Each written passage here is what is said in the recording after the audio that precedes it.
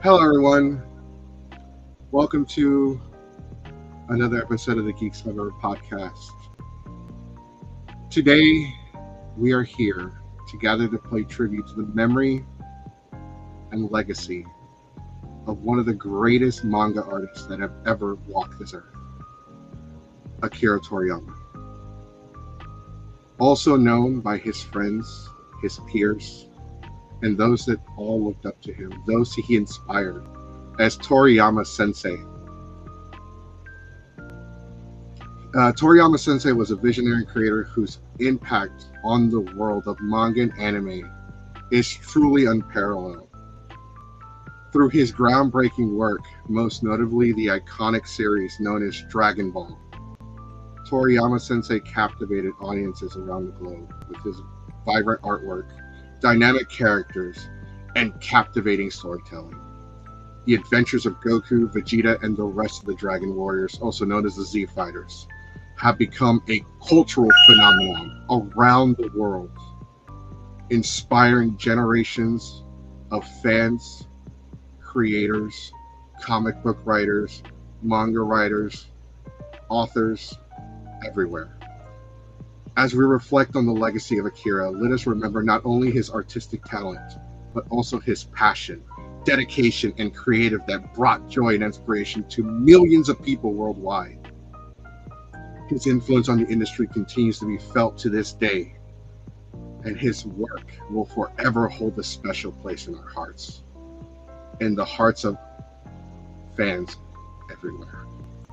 Today we honor the memory of Akira Toriyama by celebrating his contributions to the world of manga and anime. May his legacy continue to inspire and uplift us as we carry on his spirit of creativity, passion, and imagination. Thank you, Akira Sensei, for sharing your vision, sharing your genius with the world. Your work will always be remembered and cherished by fans everywhere. Someone once said to me that the purpose of life is not to live forever, but to leave a legacy that will. Akira Toriyama's passing is not the end of an era, for his time will still continue in our hearts and in our children's hearts, and for generations to come. Thank you for joining us. このあられちゃんの出てきますドクタースランプがどんなにヒットしたかということで、まず漫画になりました。これは連載を始めしてらっしゃるんですね。はい。雑誌に。そうです。連載、それはジャンプに。そうです。ドクタースランプっていうのは連載だったんですけど、一番最初はもう読み切りで始まったですけど。でも話が後先になりますけど、いろんなことがあってジャンプにお書きになることになったきっかけは、あなたのお名前は鳥山さんなんだけれども、ジャンプの担当の方が何で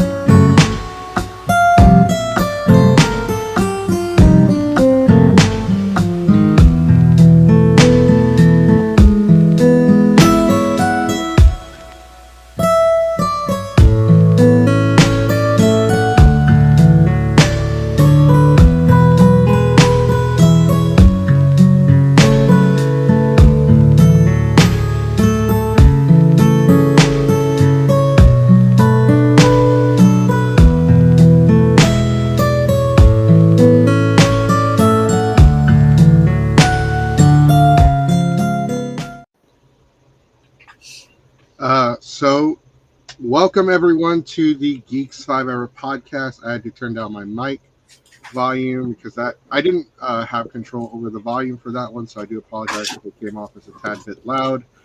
I am your host. I am Jesse Goku, also known as Captain Mexico. I don't really have an elaborate flamboyant introduction today, so we're going to kind of keep it straightforward. Joining me always is my co-host. He is known as Keyblade Sonic. Hi, how's it going, everybody? And we have some special guests today joining us. Jason and Cora from I'm sorry, my memory's really bad, guys. It's the Super Cool Nerd Show. The Super Cool Nerd Show. Yes, thank you for joining us. We also have Mr. Kevin Jackson and Jeremy. I believe they are from Toku Trunk. What's up, Kevin? Long time no see, man. Hey, how y'all doing today? Thanks for having me. What's up, guys? So I got a little bit choked up. So I do want to thank the YouTuber who's going to go uncredited for the time being for allowing us to use some of his clips. I did not have the time to make a proper video myself today because I had to work. And I finally, I want to thank my buddy who donated his old cell phone so I could use it to start working on production for the channel. That actually helped me out a lot. But with so we had, here's the thing, guys, and I'm gonna be straightforward. Like, we have a lot of jokes. We do like these big introductions, you know, Ayatollah of Rock and Rolla, the Texas Gaming Hedgehog, all these things. But last week when we found out what had happened, we decided that we had to like adapt and change. Somebody has a lot of background.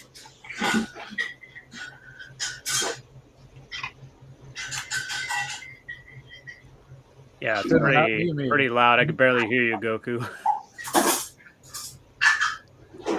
Let's see.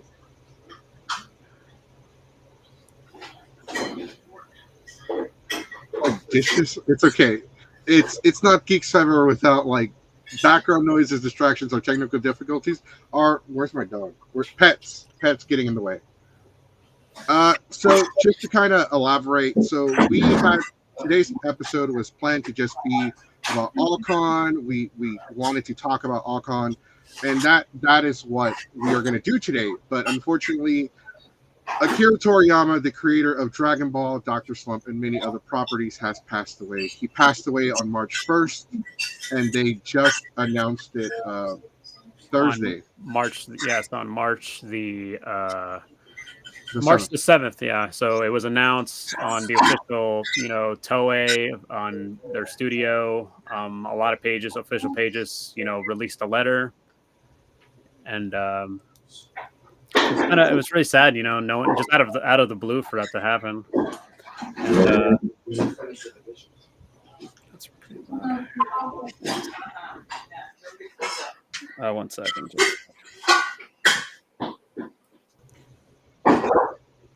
It's pretty loud in the background. I'm sorry. Can you hear us okay now? Yeah, there's lots of background noise. So I just muted. Just temporary background noise. Sorry.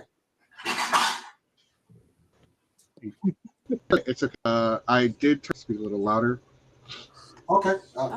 So for those of you that don't know, Alcon is this weekend, Thursday to Sunday, March 14th through the 17th. Like I said, I don't really know what to say. It's because I had this whole thing planned out. I had an introduction. I was going to do all these things, and everything happened so fast.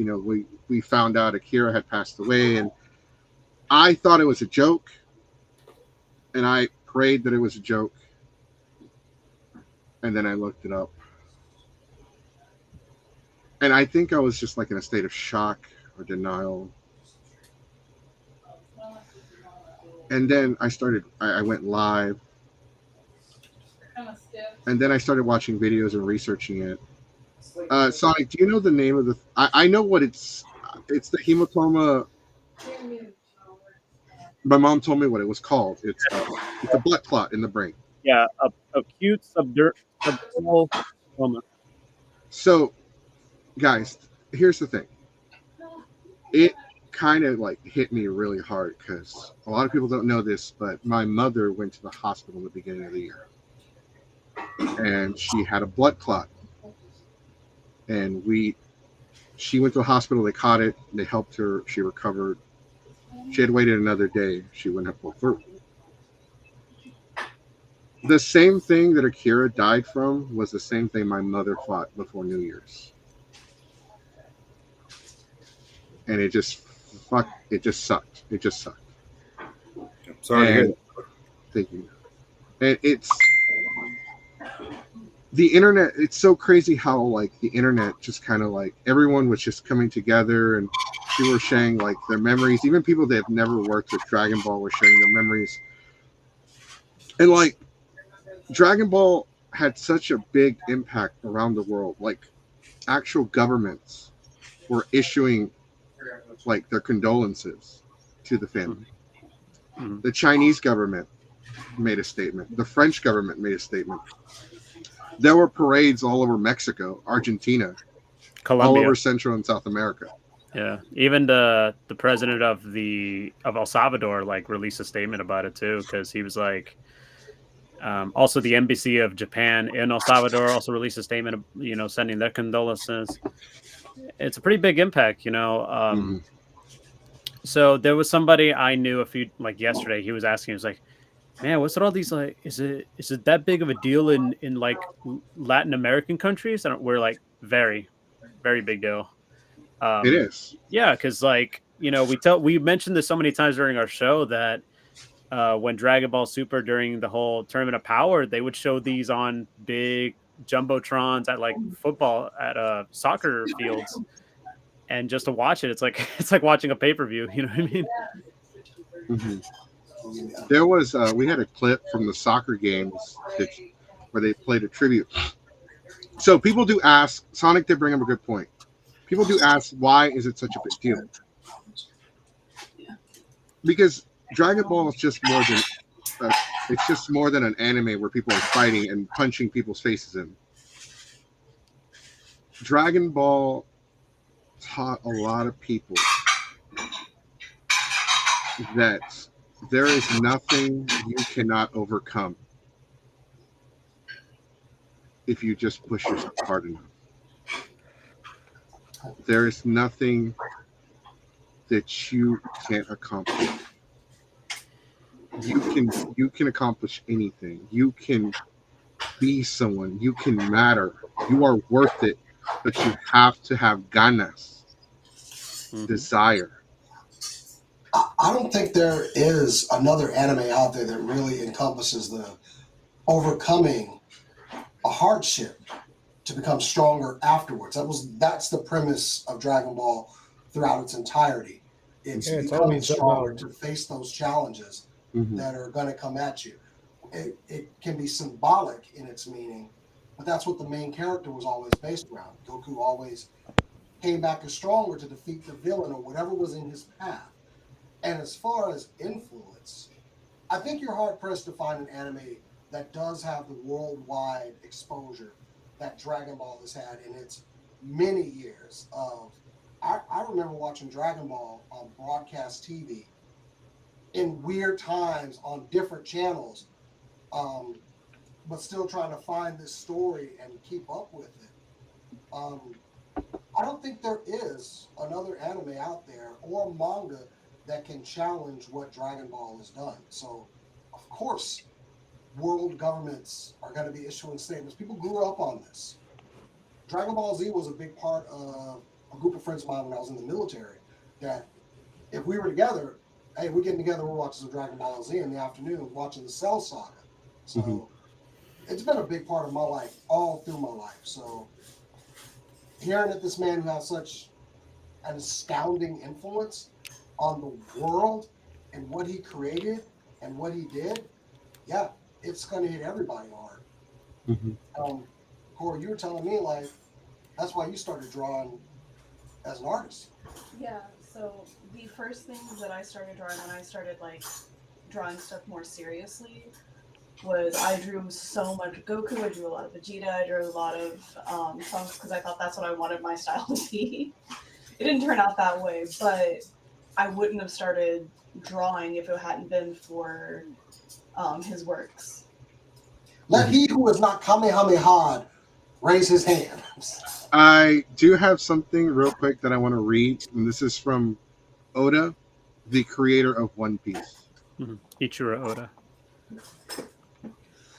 It's too early. The hole is too big. And there's just, I'm not going to read the whole thing, but there's one part of this that I do want to read.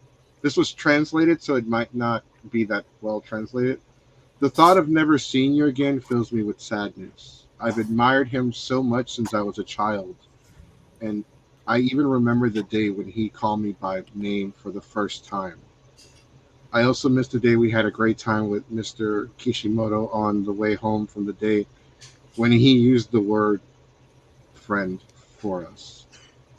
So I'm going to stop. So that is what kind of broke a lot of people, including manga.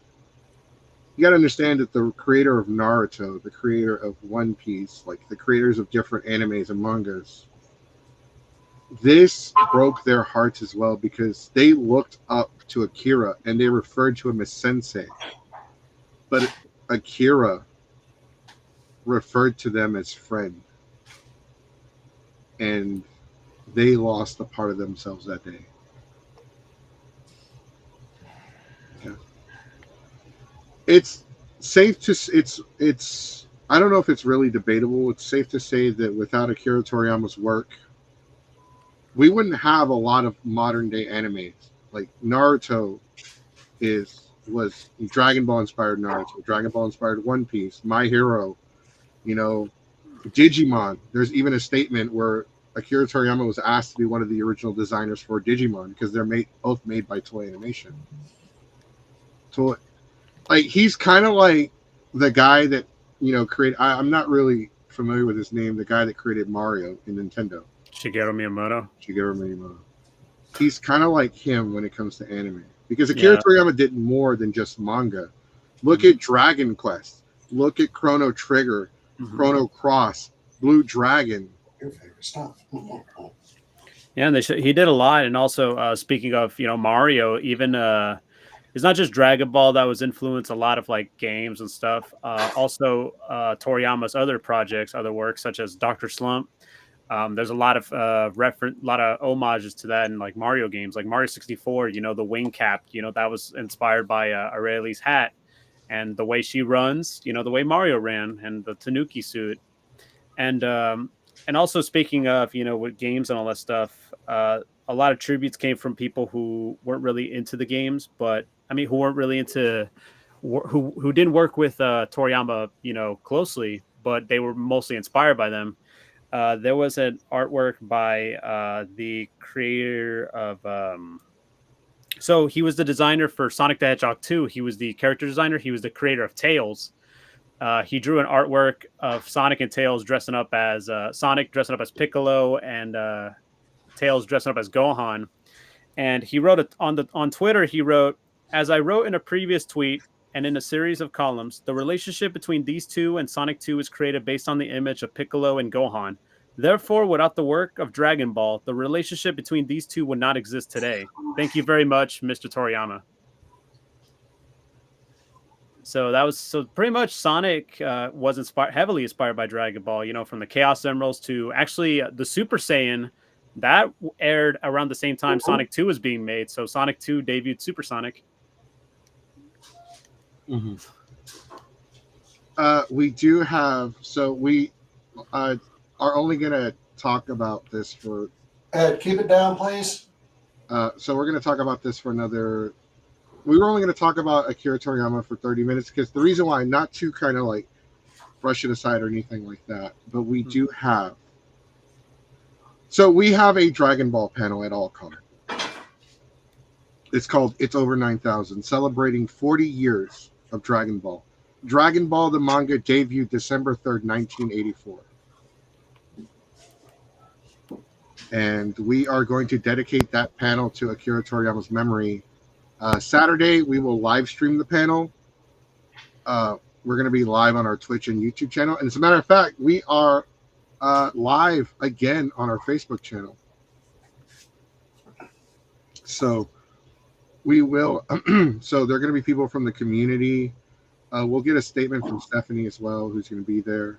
But people are going to give statements and they're going to share their memories. And we're going to celebrate the life of Akira Toriyama. According to my religion's beliefs, and I'm not going to go into detail about all that stuff. But death is not it's not an end. It's only till we meet again.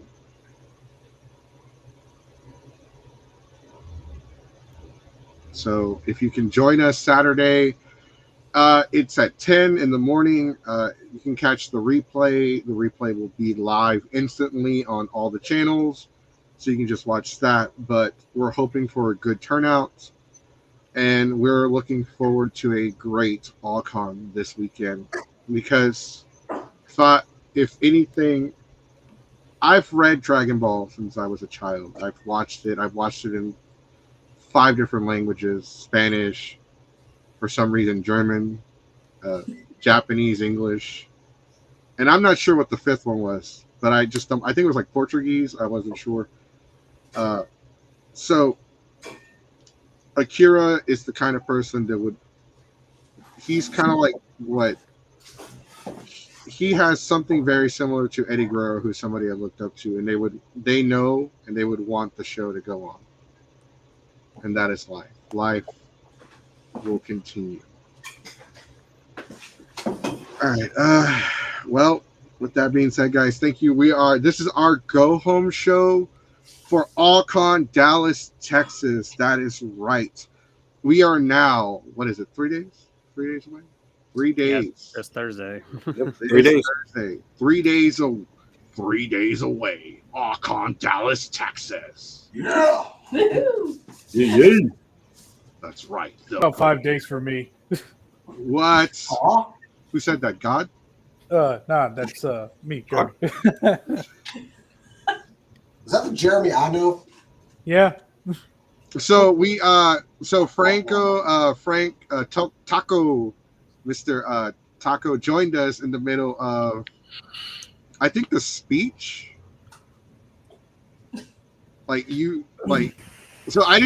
No one got here early. Oh, the only people that were here early were Jason and Cora, so they were told about the speech beforehand, but we had the speech, we had like the talk, the video, everything. But thank you for joining us. Yeah, it's totally professionals here. That's right. So All-Con. So let's start with Cora and Jason. Let's talk about All-Con. You guys are going to be at All-Con. Y'all have several panels. Y'all got several things going on. I think it's safe to say everyone here is working with a panel. Everyone's working on some kind of panel. Oh yeah. I think that's the beauty of All-Con. You're going to work on your panel and probably 5 others of other people who just say, "Hey, come be on my panel. Come on, let's go. Yeah, it's like, hey, let me. Do you want to come work at my panel? And it's like, yeah, let me think about it, because I might have one scheduled at the same time. Or in most of our cases, it's like, "Hey, come work on my panel. Where does it start? Like 5 minutes. Okay." Yeah. Also, a quick announcement, guys. I forgot to say something, but Geeks 5 Ever will be live streaming the panel at noon for Daniel, who is known as Captain America, the memorial panel that they're hosting for him. We have offered our services to live stream their panel. I think it's called Shields Up. I believe so. Yeah, my buddy Chris is one of the co-hosts for it. And it's going to be an emotional weekend, guys. We're doing our memorial for Akira, then they have the memorial for Daniel. It's shit. I mean, A heavy weekend. it is a heavy weekend. I mean, All-Con is A memorial always for that kind of legends. family reunion kind of nerds con. And as family, we're going to share the good with the bad. But we'll all be there. That's all that matters. Right. No, I mean, yeah. So, like I said, how many panels, Jason, Cora, how many do y'all have? Well, we're running 4 on Friday. Do you have one? I actually look. I have a laptop here that's got everything on it. We're actually getting ready to make a video. We're gonna talk about everything we're doing. So it's 6 p.m. in the Lincoln Room Lower. I think that's where a lot of our stuff is happening. Yeah. We're gonna have. It's okay to be dumb at D&D. Well, we're gonna share like some of other people's most embarrassing and some of our more wacky moments at having fun playing Dungeons and Dragons. Oh, I got so much to share. Oh, I then pissed- come on, 6 p.m. I pissed off the last dungeon master I played with. Yeah, Okay, we got some yeah, stories this is also. all about Oh yeah. everybody come. Let's talk about our dumbest moments and have some fun. So, and at 9:30, we are on Match Game. That's going to be myself, Kat and Kaz, and Taffy Darley from the Dallas Fangirl joining us, which is always a wild, crazy time. 9:30 in the Lantana room. Oh, good, they gave us 90 minutes this time to actually do that. So Oh, that's you gotta love still that. gonna run over. Saturday at 1, same in Lincoln, we're running What You Want to Be a Podcaster, of course, talking about all the stuff we do at Super Cool Nerd Show. And at 3, we're having a D&D one-shot we're running, run by Cass. All we know about it is it's based off The Hangover. We're all gonna wake up from being drunk, and something has happened, and someone may or may not be missing, and that's all we know. Kev, didn't we do that for somebody's bachelor party one time? In real life or a game? Similar. We did something. We did a in real similar life- D&D session. Yeah. Something like that happened to me in real life at Ushicon. I got Ah. drunk and I blacked out, and they brought me back, and I was in a poncho and sombrero. The staff brought me back to my hotel room. Like, is this y'all's Mexican? I mean, I was in the Navy. It happened to me twice. But actually, no, three times. Yeah. Well, So it happens. I dress up as Mexico. I'm in a poncho and sombrero. I walk around blasting Norteño music. So I kind of like had to come.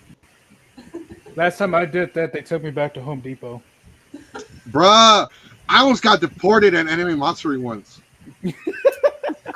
That does not surprise me one bit. But our last I one, felt taxed. our last one is I'm doing the State of Toy Collecting on Sunday, Sunday at 2. So yeah, we'll have content all weekend. But man, everybody, I mean, I'm excited for some other panels though. It's not only mine. Like I got the Are You More Phenomenal panel. I hear the guy running it. He's okay, But I'm gonna try If I had a to see if I can webcam, get you'd on see there. me throwing up a hand sign. Yeah, he's on. Yeah, So yeah, I'm gonna try to make it to that one. I've dabbled in this Super Sentai stuff. Maybe a little bit. I mean, they're Don't look around the room. Don't look around the room. Anyway, what about you? You're playing. I mean, he's not into Super Sentai. He's obviously into Karate Bugman. that teenage. Beetleborgs. The audacity. Let's not forget Mystic Knights the of best Charity show Mountain. ever. The best show ever. Tattoo Teenagers from Beverly Hills. Oh my God. The fact that That's someone right. remembered Tattoo Teenage Alien Fighters from Beverly Hills. Hey, it's not as good as Superhuman Samurai Cyber Squad. Well, no, No, it that was was not. actually better. Superhuman Samurai Cyber Squad was. And let's not also forget Los Luchadores, Mexico's team, Yeah, Oh, jeez. ironically Oh, made by after the Canadians. yeah. Do y'all have yet to run into that one kid that looks like Kamen Rider and says, "What the heck is Kamen Rider and why is it copying Masked Rider?" We've had that right, in a group that me and Franco are in. Oh Lord. He literally said, "What did Japan do to Masked Rider? They're making him look ridiculous." I Mhm. never wanted to like jump through my phone and beat somebody down in my life. Man, that's about as bad as one I legitimately heard when Diamond Dallas Page came back to WWE and they said, some kid said, "Who is DDP and why is he using the RKO?" I said, I've never hit a kid before. Ooh, man, that was Out the future. Anyway. yeah, exactly. But yeah, that's everything we're running. I am excited to drop by the Geeks 5 Ever panel though, since Oh yeah. I was given an invitation over there, so I'm gonna go check that out. I did notice a lot of the panels I was looking at going to were being run by Geeks 5 ever. Also, our friends, the Five-Sided Fates, they're running some stuff too that I'll be dropping in more pester than anything. Okay. But yeah, besides that and copious amounts of drinking. For you. Yeah. Sounds good to me. Drinking. Yeah, you can't go wrong with that, you know. Not me, of course. No, not me. No. You're drinking. All right. Well, We got 2 birthdays to celebrate. yeah, Jeremy and Franco are celebrating a birthday this weekend as well, so they'll be doing that too. Oh, man. Yeah. Really? He's the goat to my trunks. Yeah. Don't do that. Y'all gotta have to do it. Y'all gotta have to do the fusion dance. It would just make old fat Franco again. I mean, he's not wrong. Probably. No, but in all seriousness, I think me and Franco are probably. Who do we say, Franco, that me and you are like the iconic like main and secondary writer? Depending on each season, because there's like too many seasons to go through. Yeah, like for instance, like 01, I'm obviously 01, and he's Vulcan. That man has spent so much money on merchandise for that man. Yes. But I guess since you guys talked about your panels, Kev, let's why don't you pull up the list and see what we're all doing, both as in the Biscuits and Toku Truck. Well, I have a couple up right now, and I know that on Saturday at 9 p.m., as far as the stuff that I built for the most part, I mean, we're all running it, but I know I built it. There is the Horror Vault, which will be Saturday at 9 p.m.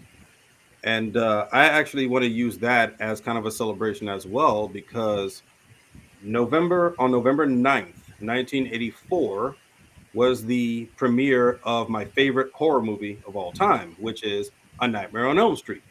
I thought he was going to say Kazam. Yep. No, that was a decade later. But yeah, that means this year marks the 40th anniversary of Nightmare. So I'm using that as sort of a semi-celebration for Freddy Krueger. I'm going to have a very sexy Freddy Krueger prize pack for first place, and as well as a whole category of Freddy Krueger related questions to run through for our contestants. And on Sunday, we're bringing back Don't Lose Your Geek Card video game edition, and that's at 2 p.m. I'll have to double check the list, but I think it's either 2 or 2:30, one of those two. But that's going to be on Sunday. Both are in Lantana, and we've got some very awesome prize packs for both. And I know Jeremy and Franco y'all are doing your Tokusatsu clip show that you're pretty much running for the most part, just like kind of autoplay for the weekend. Practically. Yeah.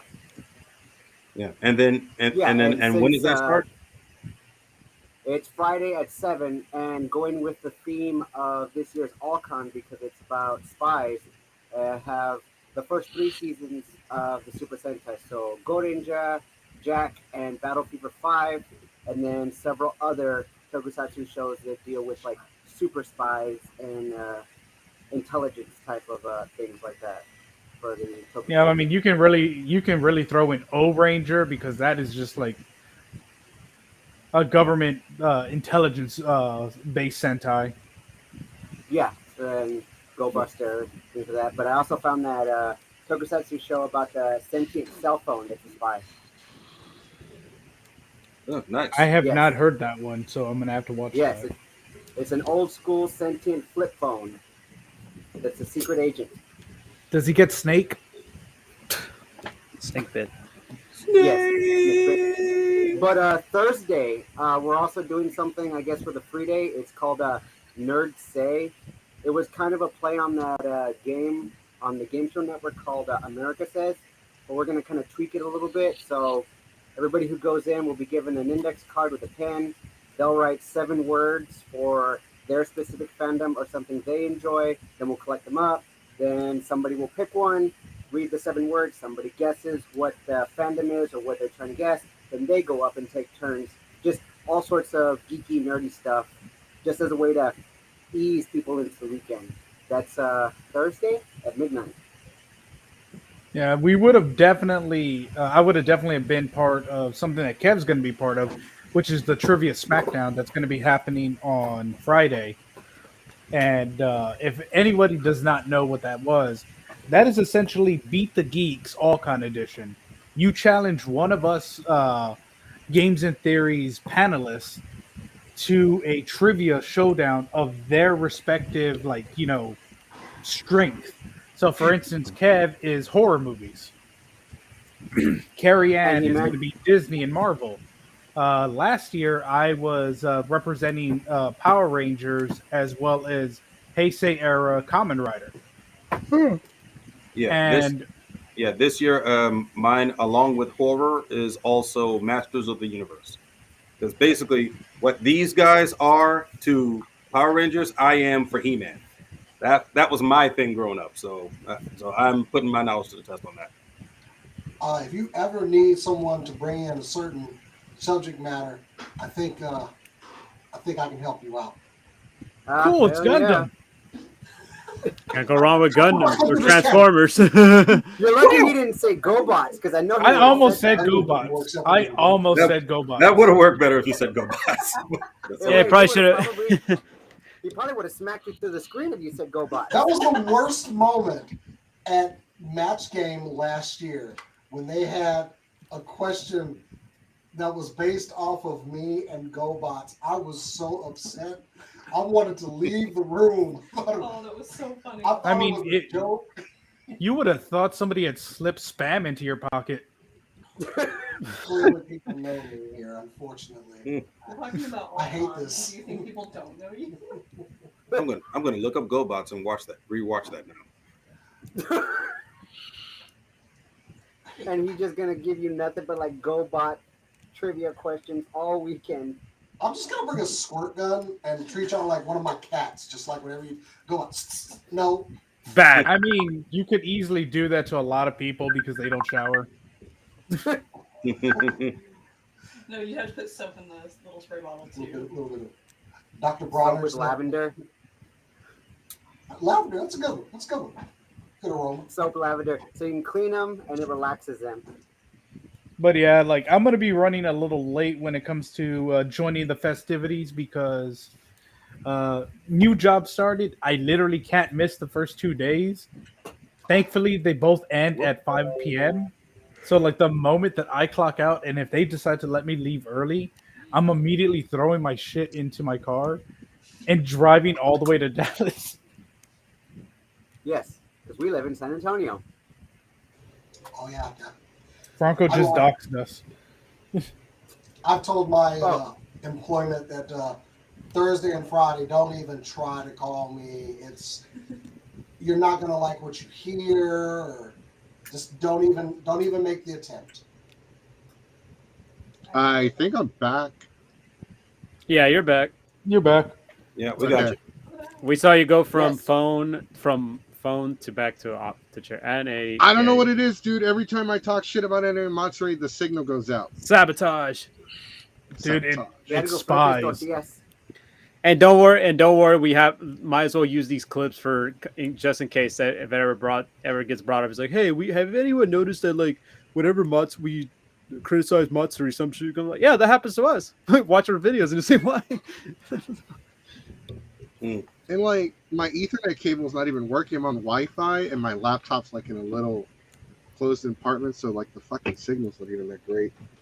So you know what it is? I think my what is it called? The Ethernet divider that you use to plug different devices in. Switch. I think it's going bad. Yeah. Ethernet switch. Yeah. Because you're really it's because your audio is not in sync to your video, so it's kind of pretty noticeable. It's like watching anime back in the 2000s. You just have to watch it all lagged out. Yeah, Bro, part 1, part 2, part 3, all the way to 9 sometimes. Yeah, with subtitles in 360p. Is anyone here old enough to remember when you had to buy anime you were buying your drugs? Hey, man. Yeah. Oh yeah. You had to buy 20 volumes just to make up one season because they only put like 2 episodes on a DVD. 3 if you were lucky. Yeah, Three I if remember. you were- yeah. I remember being on a Really mission to like that. collect everything of not just Tenchi Muyo, but also Love Hina, because they would fill the Tenchi boxes Muyo. individually, Love Hina. and then you had to buy each individual DVD and fill the box. So it was Yeah. Yeah. like it was comparable to that of like getting all the pieces of Exodia if you played Yu-Gi-Oh. Like You had to another work good that. another good memory is this like goes off to like obviously Dragon Ball and Akira Toriyama. Probably one of the first animes I've ever seen where you can tell how old somebody is depending on what dub they watched. So you got your Harmony Ocean Gold. dub, Oh, yeah. you got your I Big remember Green the dub. Ocean dub. Harmony Gold. Yep. Oh, no. Who is your Goku? Who is your Vegeta? Who is your Mine Krillin? was 0. Yeah, Robotech. In its 3 incarnations, that not all of them were Macross. Yeah, Yep. that was it, man. I was talking I know.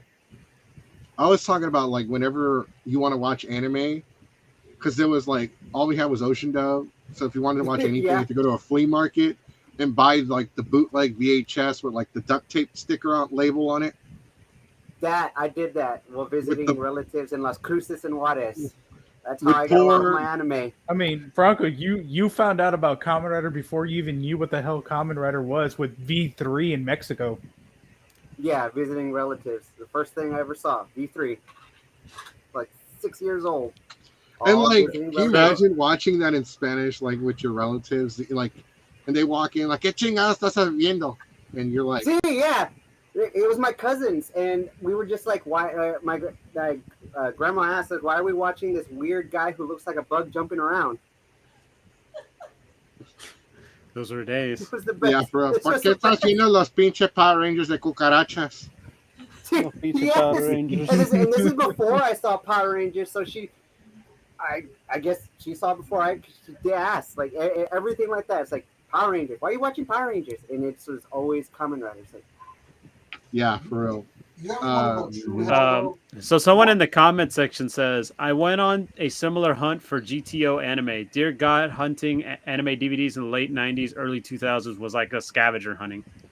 It kind of was, especially like if you didn't have like a Suncoast nearby, that was even tougher. oh, Kind of Well- like now, hunting physical anime DVDs at the stores now, considering the fact that Best Buy has decided to get rid of all of its physical Yeah. media. Target is coming next. Fuck Target. Yeah, it sucks because like I was at Target the last few days and I saw like their game shelves, like physical games are like empty and they only have like whatever they have in stock left. I'm like, this is really sad. A lot of puzzle Damn. games, I assume. Nah, it's probably like a bunch of like games that it's like they're struggling to sell, like FIFA, like GTA, like Saints Row. I'm like, okay, yeah, I mean, I get it, but they didn't have like any new games or anything like that. I was like, wow, okay, this is really concerning. When you Yeah. make GameStop look like the epicenter for physical media, that's sad. damn. Yeah, like you know what's fucked up? GameStop used to be the epicenter for media. Remember when they used to sell? I remember when they used to sell DVDs. You could find anime yeah. for dirt cheap. Yes. Oh yeah. Nowadays, you can get like anime merch of stuff at GameStop. You can find like figure arts. You can find like statues and stuff. Somehow, I always see posts about people finding Kamen Rider stuff at GameStop, and I never am the person that finds that. Yeah, no, I'm It's the never in same Texas. boat. Like, which fucking GameStop? Yeah, which one do y'all go to? I want to know where this is at. Yeah, because I barely find Power Ranger shit at the GameStops I go to. Yeah, no, that's what I'm saying. It's never in Texas. It's always somewhere else. Yeah. It's like Utah. Another comment. Another place, oddly enough, has anime was Walden Books. We also had an FYE as well. Actually, there is an FYE here in Texas, not just in San Antonio, but also in Houston. But it's only like at a specific mall. What was the name of the What was the name of the CD store? It used to be like Sam Goody. Sam Goody's, but there was another one as Sam well. Goody, Sam Suncoast. Goody was one. They used to sell anime before everyone else. Suncoast. Yeah, No, for me no, it was no. Sam Goody and Suncoast. Those are the two places I went. Yeah, actually, you know what? You know what's an obscure place I saw anime during like late '90s, 2000s. I found like a VHS tape of Gundam Wing, and only had like 3-4 episodes. I bought it at the Warner Brothers studio store. Remember Warner Brothers used to have a store, so I bought it. I remember that. I do have a question though, because I was gone for a while. Did y'all go over all of your panels? Yes, For the most part, yeah. for the most part, yes. Yeah. They pretty much like the cliff notes of it, but if you want, they can go in more details for your Goku if you like. Well, no, because like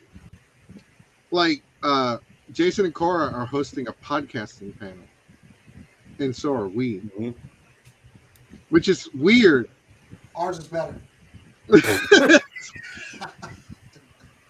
Give me a hint. Yeah, Eventually, me and Franco want to.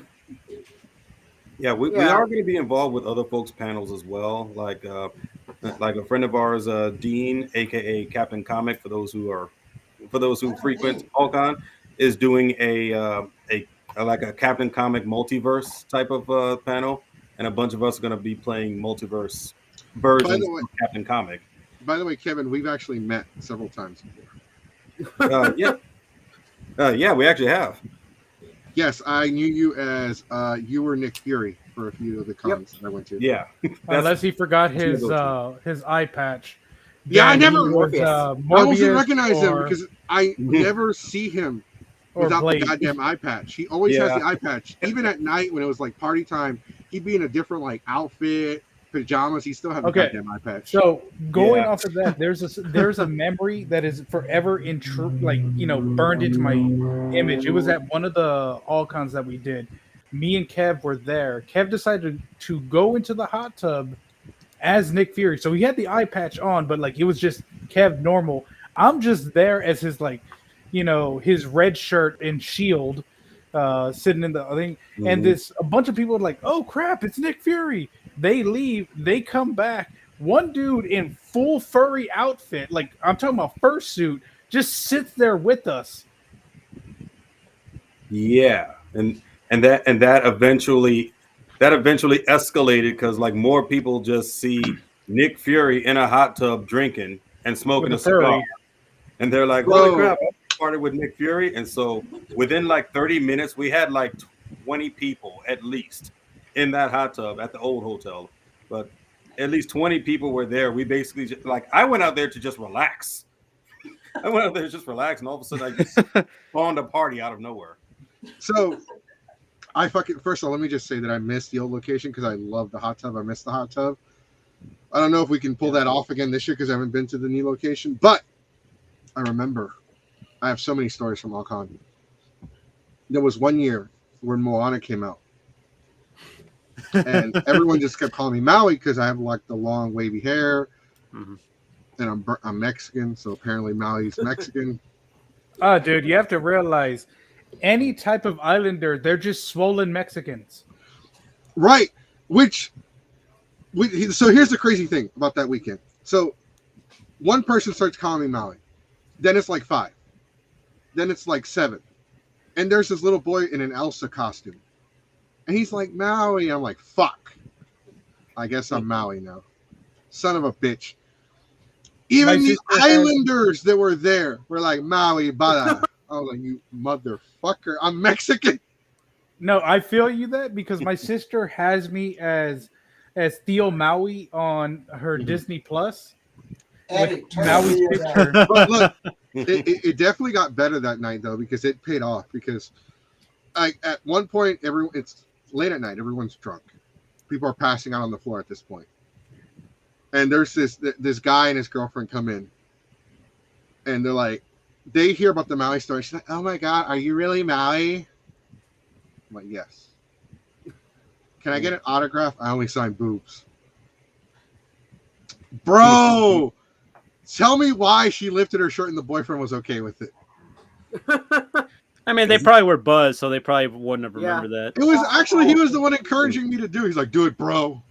That's what I'm saying. He must have been drunk He must have been drunk and really thought The Rock let himself go. I felt like a rock star that weekend. I signed my first pair of boobs. I mean, as a black and Japanese person that's regularly assumed to be Samoan. I'm just glad it happened to somebody else. Kind of do get off that vibe a little. I mean, I went to You I kind go of look to like this Hawaiian barbecue joint, and every time I walk in, you're like, "Oh, what up, brother? What island are you from?" And I'm just like, "I'm Mexican, bro." You're just like, "Oh, no, you're one of us. I see you eat spam musubi all the time," and I'm just like, "God damn it!" It's like fine. I'm from the Isle of Mexico. Screw it, just I run had with it. the wrestler Rikishi walked up to us in a restaurant when I was in the Navy, and he thought I was Samoan. I mean, that's when you just go with that at that point. At that point, yeah, I had to go with it because they were. Yeah, you don't question it there. You know how you get the boat of sushi at some restaurants? Well, I ate one of those. And he walks up to the table. He's like, "Oh, Navy guy." He's like, "Oh yeah, hey man, that's Samoans. Yeah, we can put away some food, man." And he like clapped me on the shoulder. I was like, "Oh, he's talking about me." Jason, I have to say that was really smart on your behalf. That was really smart because one, you don't want to question the man who reinvented the phrase "tossing salad." No. Yeah. I just like that all my Navy brothers just never look at me like, "Man, you ain't Samoan." So, Shut up. Jason, when are you going to be joining the bloodline then? Yeah, are you going to join the bloodline? Do you acknowledge your I'd tribal probably already chief? be in it, honestly. Do you think we'll see you in a few weeks in Philadelphia? I mean, I kind of got a Roman Reigns here going right now. He's just going to screw over Cody Rhodes right at He's the got end. to screw over Cody again. It's not going to be solo this time. So actually, I'm going to go ahead and it is now time for shameless advertising segue. Yay! This weekend, March 14th through the 17th in Dallas, Texas, AllCon. Join the all-inclusive premier convention in Dallas, Texas. Geeks 5 Ever will be there hosting a record of 11 panels this weekend. Whoop, whoop. Also, we just officially announced this one. The Fusion Ha podcast, Geeks 5 Ever, will be teaming up with Big City Wings to bring you WrestleMania. We will be streaming our podcast and doing a pre-show discussion at Big City Wings, and we might even give away some shit. So we have just partnered up with Big City Wings, so we can officially say something. So come on down. We're going to try to turn it into a festival in the future. I'll have a better banner in the future. I just made that in like 5 minutes. And something Comic Palooza, something Dark Side, something complete. So, and CypherCon, something. I don't know. I didn't have a script ready. CypherCon in Lake Charles. Gator meat. I don't know if that's their actual slogan.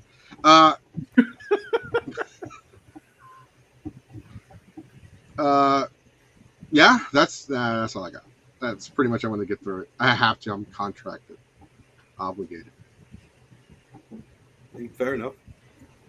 I know it sucks. Even the hashtags have to be in there.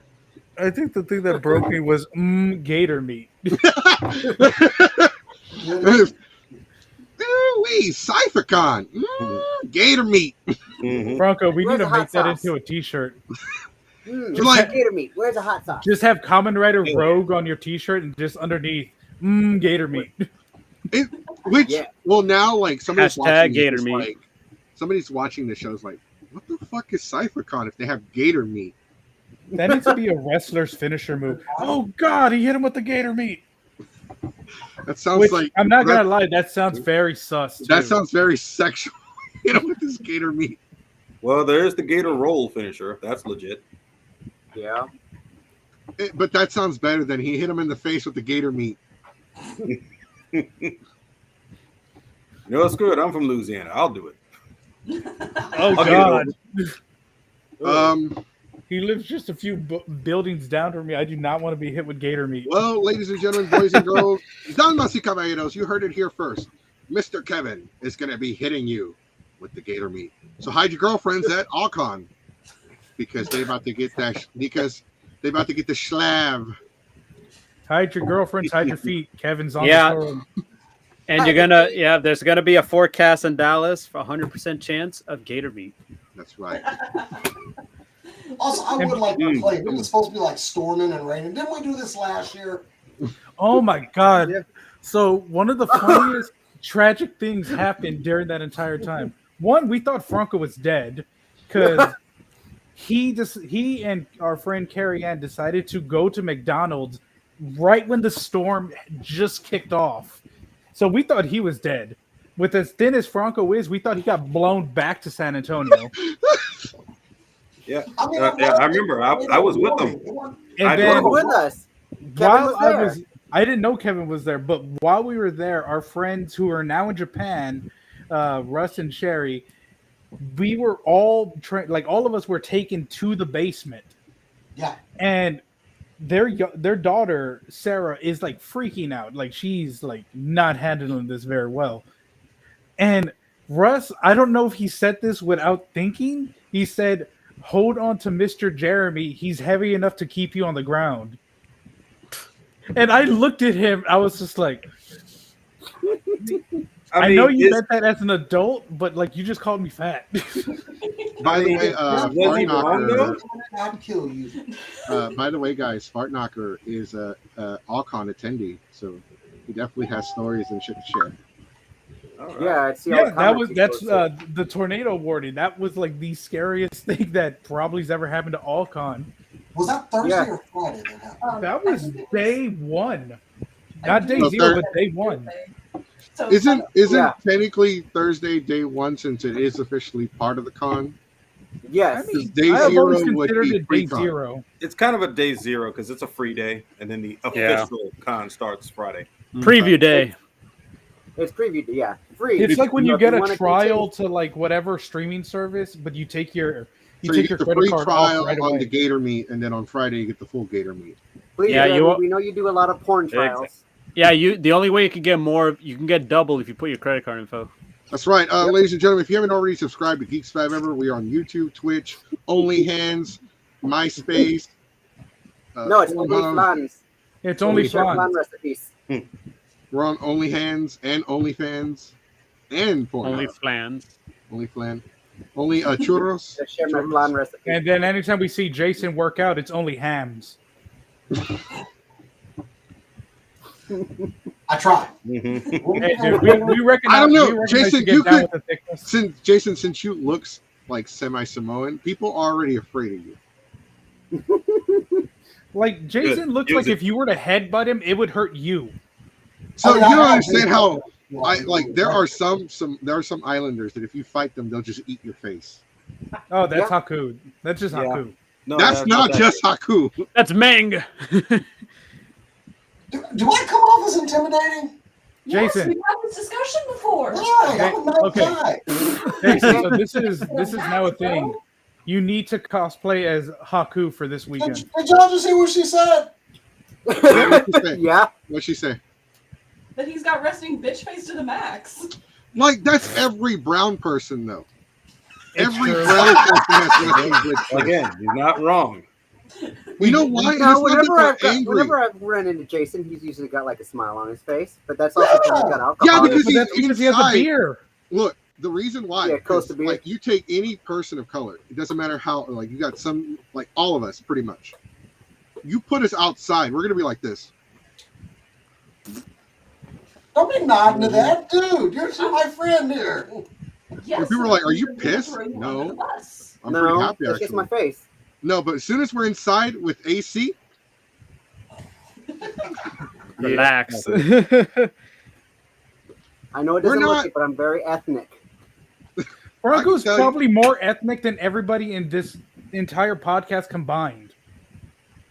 We're expecting to do a 23andMe, and the paper's going to be one sheet, and it's going to be you're not this paper.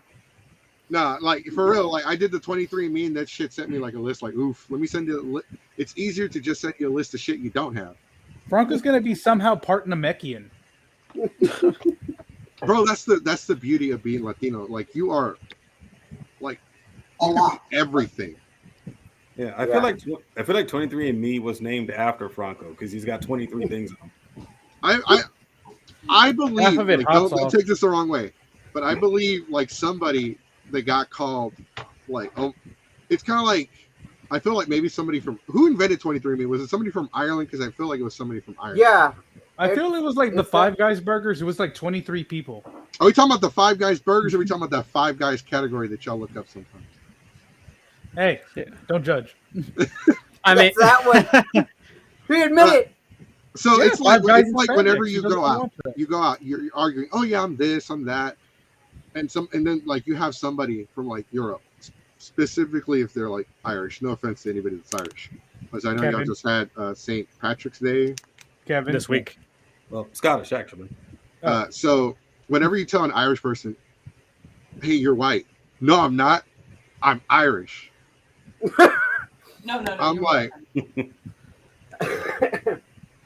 you're still white. As a matter of fact, saying you're Irish made you whiter. Yeah. You're like sour cream white at this point. As someone who Sour cream white. It's like that part of the lyrics from Weird Al's parody of Riding Dirty, White and Nerdy. Did Yeah. you see me? I'm nerdy, extreme, or whiter than sour cream. I mean, my wife is very Scottish and like hates the Irish, so it's a weird dynamic with my household and St. Patty's Day. But also, I'm ruining. I'm mixing up gene pools because I've had kids who are now Black, Japanese, and Scottish. Surprisingly. Yeah. So the interesting thing about so it can tell you like your genetics, but when it comes to ancestry, I did the ancestry thing, and the thing literally like cannot go back far enough. It's like, dude, we don't. Why did you even? Here's a refund. Like, we don't know. The people like ask your parents because we don't fucking. We tapped out at 800 years. Like we tapped out at 20 years ago, and you're 30. I can't even ask my dad's family because apparently he was found in Guatemala and they don't know where he came from. That's what, like, literally, we have an Italian last name, and I'm like, okay, maybe we come from Italy. And I always thought that because even the Italians are like, oh yeah, you got an Italian last name. And then I asked my dad, he's like, oh no, at one point we were adopted. Like that's not our original last name. I was like, motherfucker. Yeah, Jason, how mad would you be if you did a 23andMe and you found out you were part GoBot? GoBot. Not nearly as mad as I am now. We know somebody that used to be a co-host. Her name is SJ. She's obsessed with Transformers. We have a running joke that she's not allowed near the Coke machines because she reads Transformer smut. And she's into it. So that's where you're not allowed to go near the Coke machine anymore because you might fill it up. It brings a whole new meaning to USB dongle. If you could just let her know to friend me on Facebook, and I'm curious. Wait, do you want to find? He wants to read some Transformer smut. The Transformer smut. He wants to trade. Okay, have you ever read any smut? Any smut? Have you ever read any smut at all? Well, I guarantee you, there's probably some like. Jason, have you ever read any smut? Smut that she's into. Okay, so think of any smut you've ever read, but replace those characters with Transformers, and they still have the same body parts, but metal. Okay, so I got real curious, so I pulled up Archive of Our Own, since I can't pull up fanfiction.net anymore, and searched for just Transformers. There's almost 61,000 works. For Transformer. Well, damn. This is terrible. Oh my god. Is it like in the movie where they're trying to figure out what they want to turn into and somebody just sees a tool and says, hey, that looks good? I don't know. He took my phone. Let me put it like this. So in one of the stories, I'm going to summarize. I'm not going to go into detail. Sure. So pretty much in the story, just imagine yourself walking up to the Coke machine and sticking your wiener inside of it. No. God. Well, somebody in Florida probably did that. And that's how Coke Zero is made. Or Georgia. So, SJ, if you're watching the show, we love you, but yeah. Wow. Don't fist the machine. I tell her that. I'm just trying to get my chips. I mean, do you think Krillin did that? Yes. Oh. No, because... I mean, if you say it that way. I mean, my favorite like joke, like little comic that somebody wrote was Goku asking if 18 made printer noises when she gave birth. Accurate. Considering 3D Have you not read that one? today, that joke works. Yeah. No. And the fact that she didn't have a nose means that she ran out of ink. Oh, hold on. No. Which printer noises? Are we talking about 2000s? Old school 2010s? Or Fax 90s machines. Well, think about it. 18 was introduced back before printers sounded nice. Yeah. So she's the printer that had the paper with the holes on the side with the Yeah. gears. Not Matrix. I don't know what you mean by doesn't Yeah. Not Not Matrix. Matrix printers. Oh, Franco, he has the same cup that I got you. Randy, What cup? not Randy, I'm sorry.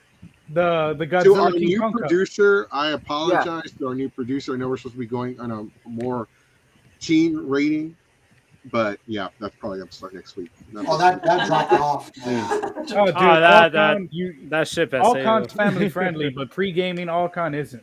What part of Alcon is family friendly? Because not like daytime Alcon is craft family room. friendly. It's very Yeah. friendly. Is it After family craft friendly and like it's a safe haven for like your kids, or is it family friendly to where you see a guy and a girl and they're in the bathroom making a Until the family? sun goes down. When the sun goes down, all bets are off. So they're in the bathroom making the family. Got it. I don't know what's going on in there. Keep the door closed. Mm-hmm. That's right. Door stays closed unless you got $5 because this When show the ain't sun free. goes down, all bets are off.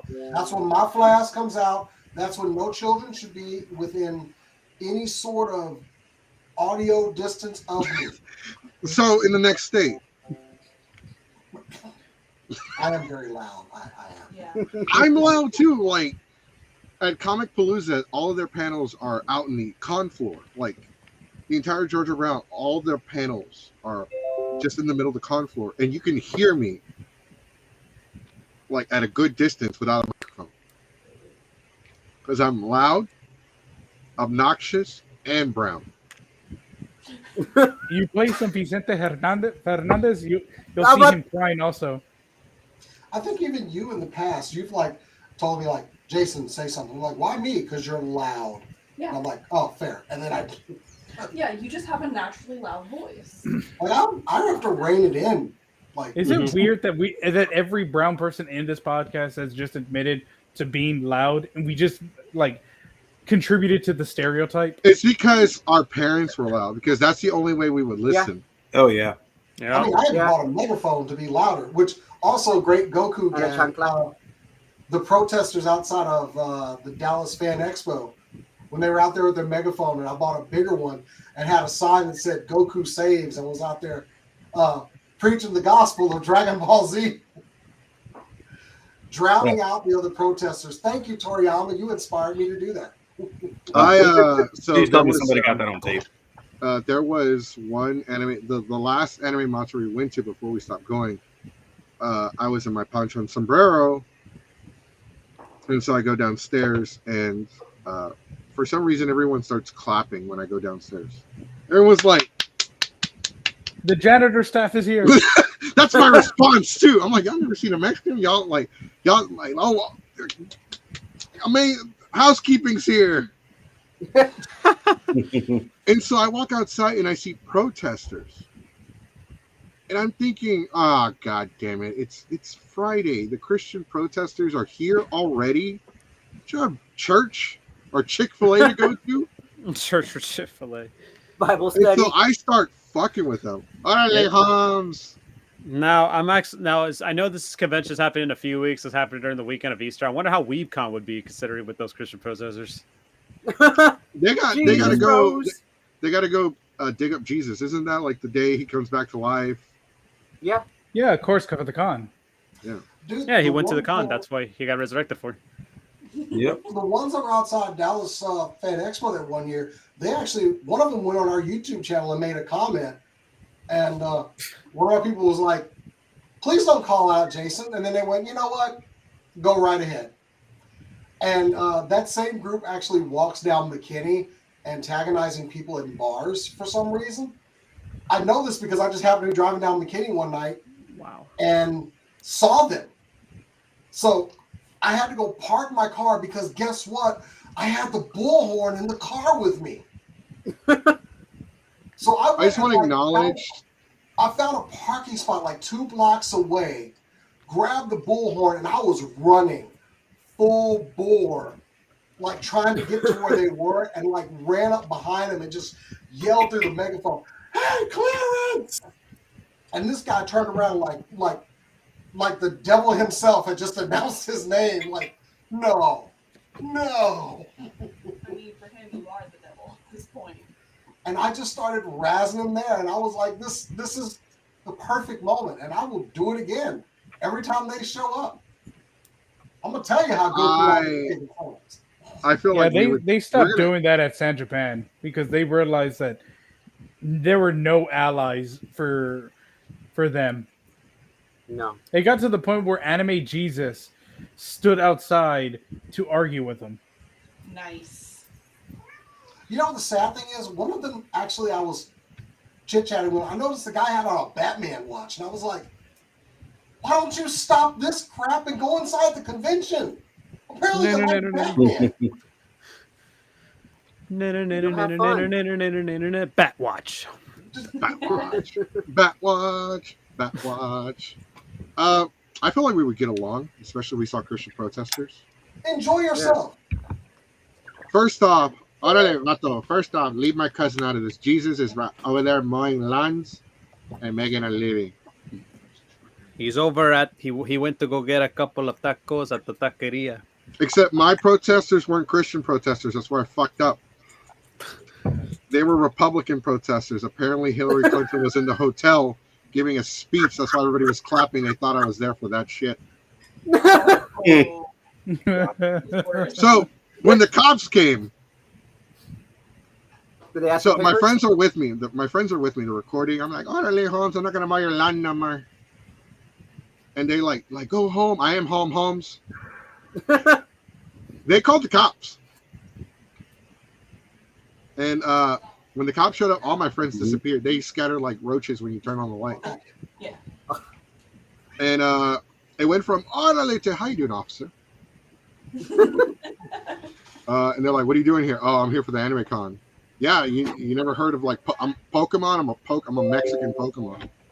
Like legitimately, I bullshitted my way out of that conversation. No, you could have gotten away by saying you were Ludicolo.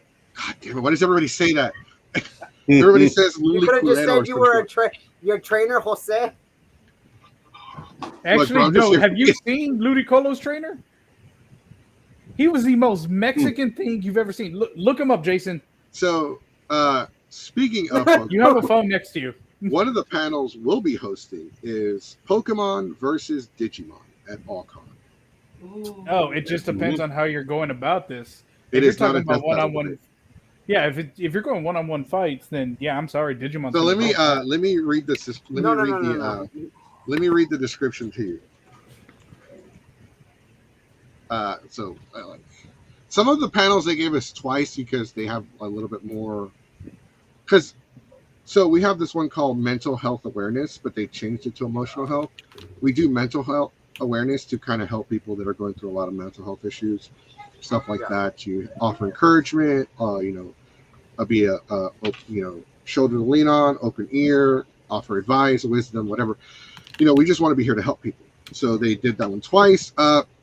So Pokemon versus Digimon. This is not a death battle debate. This is an open mic. Fandom versus fandom trash talking comedy panel. Two of the most iconic monster battling fandoms go head to head. So literally, it's just a panel where you show up and talk shit to the other fandom.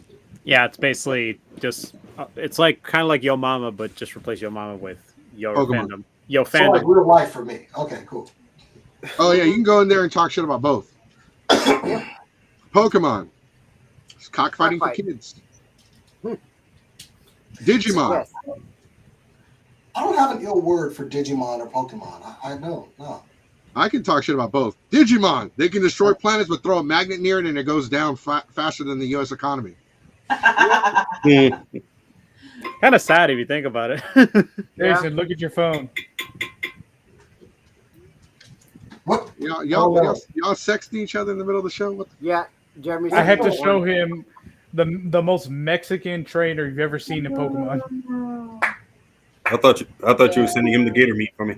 So you knew about this already. Yeah. So I there wanna- are 2 panels that I would actually like to invite all of y'all to attend. Y'all don't have to, because obviously you probably have other panels going on. But We can these shirk our 2 responsibilities. panels, one of them is Yeah. called "Do Anime Fans Secretly Hate Anime?" Yes. Oh, yes, they do. Yes. Like, Yes. Absolutely. I would Yeah. agree. So, We've all. Wait a minute. Jason's Why? like, what? It's kind of like man versus man, but just call it fan versus fan. Hold on. So- Why do you explain this to me? okay, hold on. So I'm sharing. Let me share the screen. Let me zoom in. Hold on It's a gonna. second. What? So here is "Do Anime Fans Secretly Hate Anime?" Let me zoom in a little bit more so I can see the text. There it is. So, do anime fans secretly hate anime? Are you an anime fan that doesn't like the new shit? I mean, new stuff, such as Naruto, Naruto Sun Show. Join us and find out if you secretly hate anime. Like literally, it's in the description where I'm like, burrito.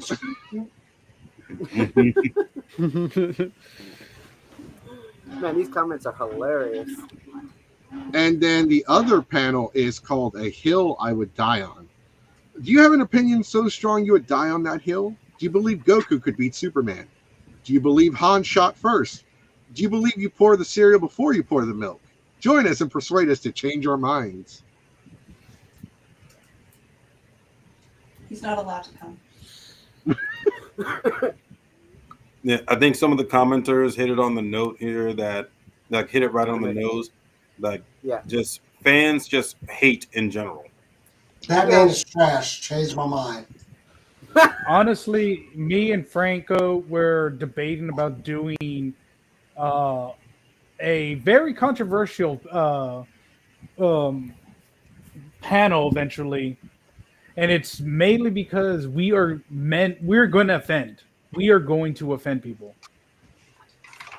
and it's basically unpopular opinions on fandoms.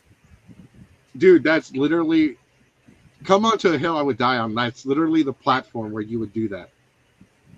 Okay, then we are definitely going to do that. Yeah. We got a good amount of opinions. What's the hill you would die on? It's the one where it's pretty much you have a opinion, or you just want to piss off everyone in the audience. So you No, No, I'm asking Cora because she's. I can see the gears turning. What's the hill you would die on here? Come on. The Speed Racer live Jason likes action spam? is one of the best anime adaptations into a live action film, and I will die on that hill, honestly. Like, Okay, say that again because I got cut off. Yeah, can you I got repeat cut that? off. Yes. live action Speed Racer film by the Wachowski sisters. Yes. Best film or best live action adaptation of an anime. Oh, the Okay. 2008 movie, Oh, right? okay. Yes. Yeah. They that way- understood the assignment. They did not push the technology farther than it could go, so it still holds up really, really well. And the cinematography is baller. And it has John Goodman. Okay, so I'll agree with that one as far as anime goes, but the best adaptation of any cartoon or comic book, like in general, including anime and video games, is still the original 1989-1990 Teenage Mutant Ninja Turtles. I Yeah, have no. I 1980. can't say I didn't watch those. I'll go. I'll die on that. I watched the movie so many times in the theater. Yeah. Go okay. If you go, you don't have to watch the whole movie. Just watch a clip. The costumes were so well done, even by today's standards. Oh, They the costumes still- are amazing. Yeah, they got the Jim. They had the Jim Jim Henson, Henson, Jim Henson. studios to do it. Mhm. Yeah. Oh, I'll go even better. Those Superman shorts, remember from like the 70s, the 60s, like those. The animation for those Superman shorts are the gold standard. There almost isn't a single animation, cartoon, anything today. I don't care about My Hero. I don't care Dragon Ball. I don't care like Avatar. Nothing can almost touch those Superman shorts. Like if you go back and you watch them, they're so well done. They're so fluid that even back then they set the standards when it comes to animation. Damn, did everyone freeze? No, I'm still here. Nope, I'm here. Let me restart y'all, Franco and Kevin. Hold on. Hey, you're still frozen. Y'all two are frozen. On my end, you are. In the show, y'all are not frozen. So that's all that matters. That's all that matters. Okay, you're not frozen anymore. And I'm just a black screen. No, yes. Jeremy, he's the ghost of Christmas past. Jeremy's the ghost of Christmas past. Mess with him, and he'll kick your ass. It's like that. It's like that poem. I'm the Lorax. I speak to the trees. Litter again, and I'll break your knees. No, like all of my panels are comedy panels. Like whenever I go to a panel, the audio, whoever's in charge of the equipment's like, all right, I'm here to set up. What do you got? Nothing. I am the setup. Like, and I'll just go on stage and just talk shit for like an hour. All right, what are we talking about? Pokemon sucks. Let's go. Let's move on. Which is funny because I played every single Pokemon game. I play all the Pokemon games. I played. Yeah, can't wait for the new Legends game to be. Oh yeah, I can't wait to sneak up on a Pokemon that's trying to murder you, and hit it in the back of the head. 50-pound ball to the back of its skull. Yeah. I throw a brick at the back of its head, get a critical because nothing screams friendship like a concussion. Yeah. Oh, I had $1 in my wallet. Fucking random. I have ADHD, so I have to fiddle with shit on my desk. Hey. I got $1. I got $1. I got $1. Hey. So to go back on the whole hill you would die on, I will actually die on this hill. I do not think Suicide Squad Killed the Justice League was a bad game, and I do not think that it was an insult to Kevin Conroy. Okay, so I'm already gonna. I can already tell we're not gonna get along.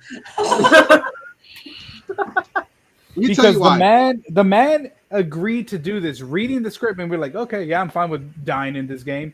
This is my choice. If I don't want to do this, you guys can find somebody else. He agreed to do it. So it's not an insult to him. I do have a counter for that though. Kevin Conroy went in there with a Mexican mindset. I ain't gay, but $20 is $20.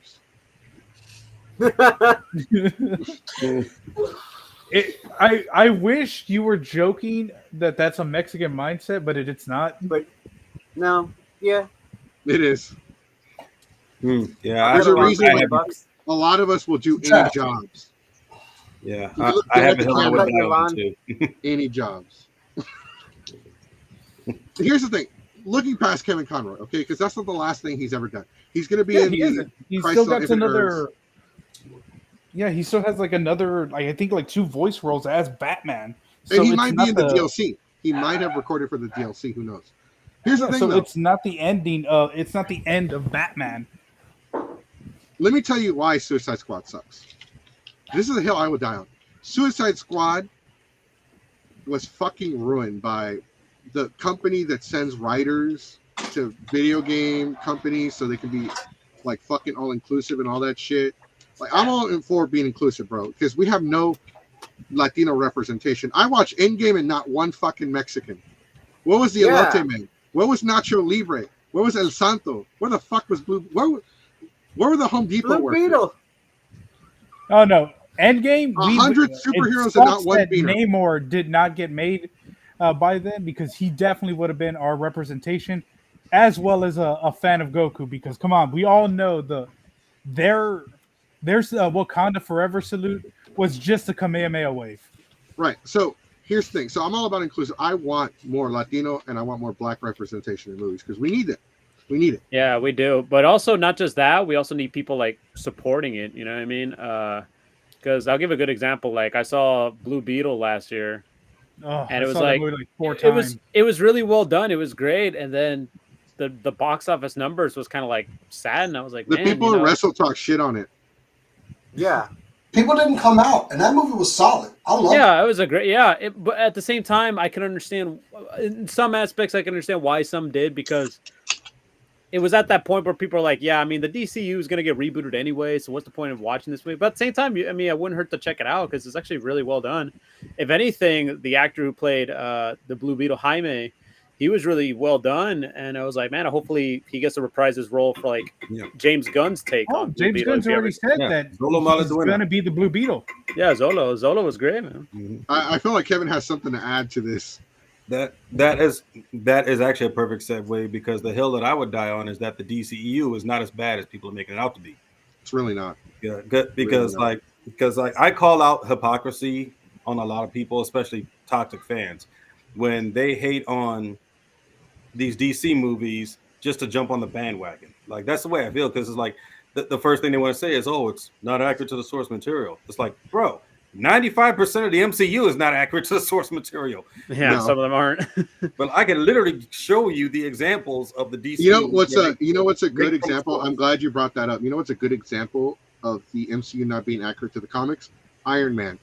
They changed the way Iron Man looked like in the comics to match Tony Stark. Before Robert Downey Jr. took up the role, he looked like Magnum PI. Yeah. Rocking the porn mustache and the curly hair and the fun thing is, I always thought he just looked like a light-skinned Mexican. Yeah. I mean, yeah, especially in the 90s animated cartoon? Yeah, the animated Iron Man. He actually looked like, especially with the long hair, he looked like Eddie Guerrero from Iron WCW. Apparently Antonio Banderas was one of the first people they were talking to play the role, which I'm like, that actually does kind of make sense. I will agree with you, Kevin, that the DC universe is much better, but let me tell you what ruined it. Warner Brothers. CGI mustache? Well, yeah, that too.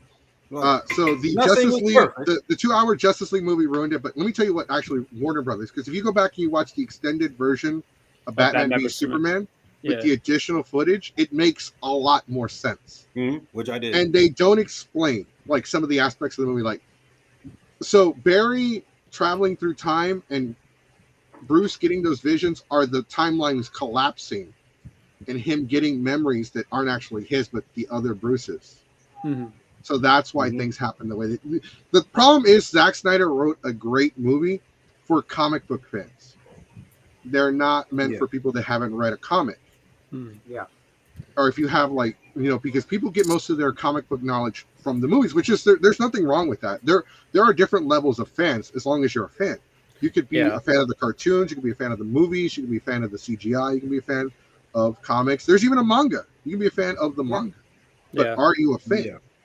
Right. And also, there is one. I'm not going to go into detail, but there's one I am going to talk about at the panel. This is a hill I would die on, and I'll explain it at the panel. I believe they should have recasted T'Challa. I believe they should have. Yeah, I don't think Shuri was.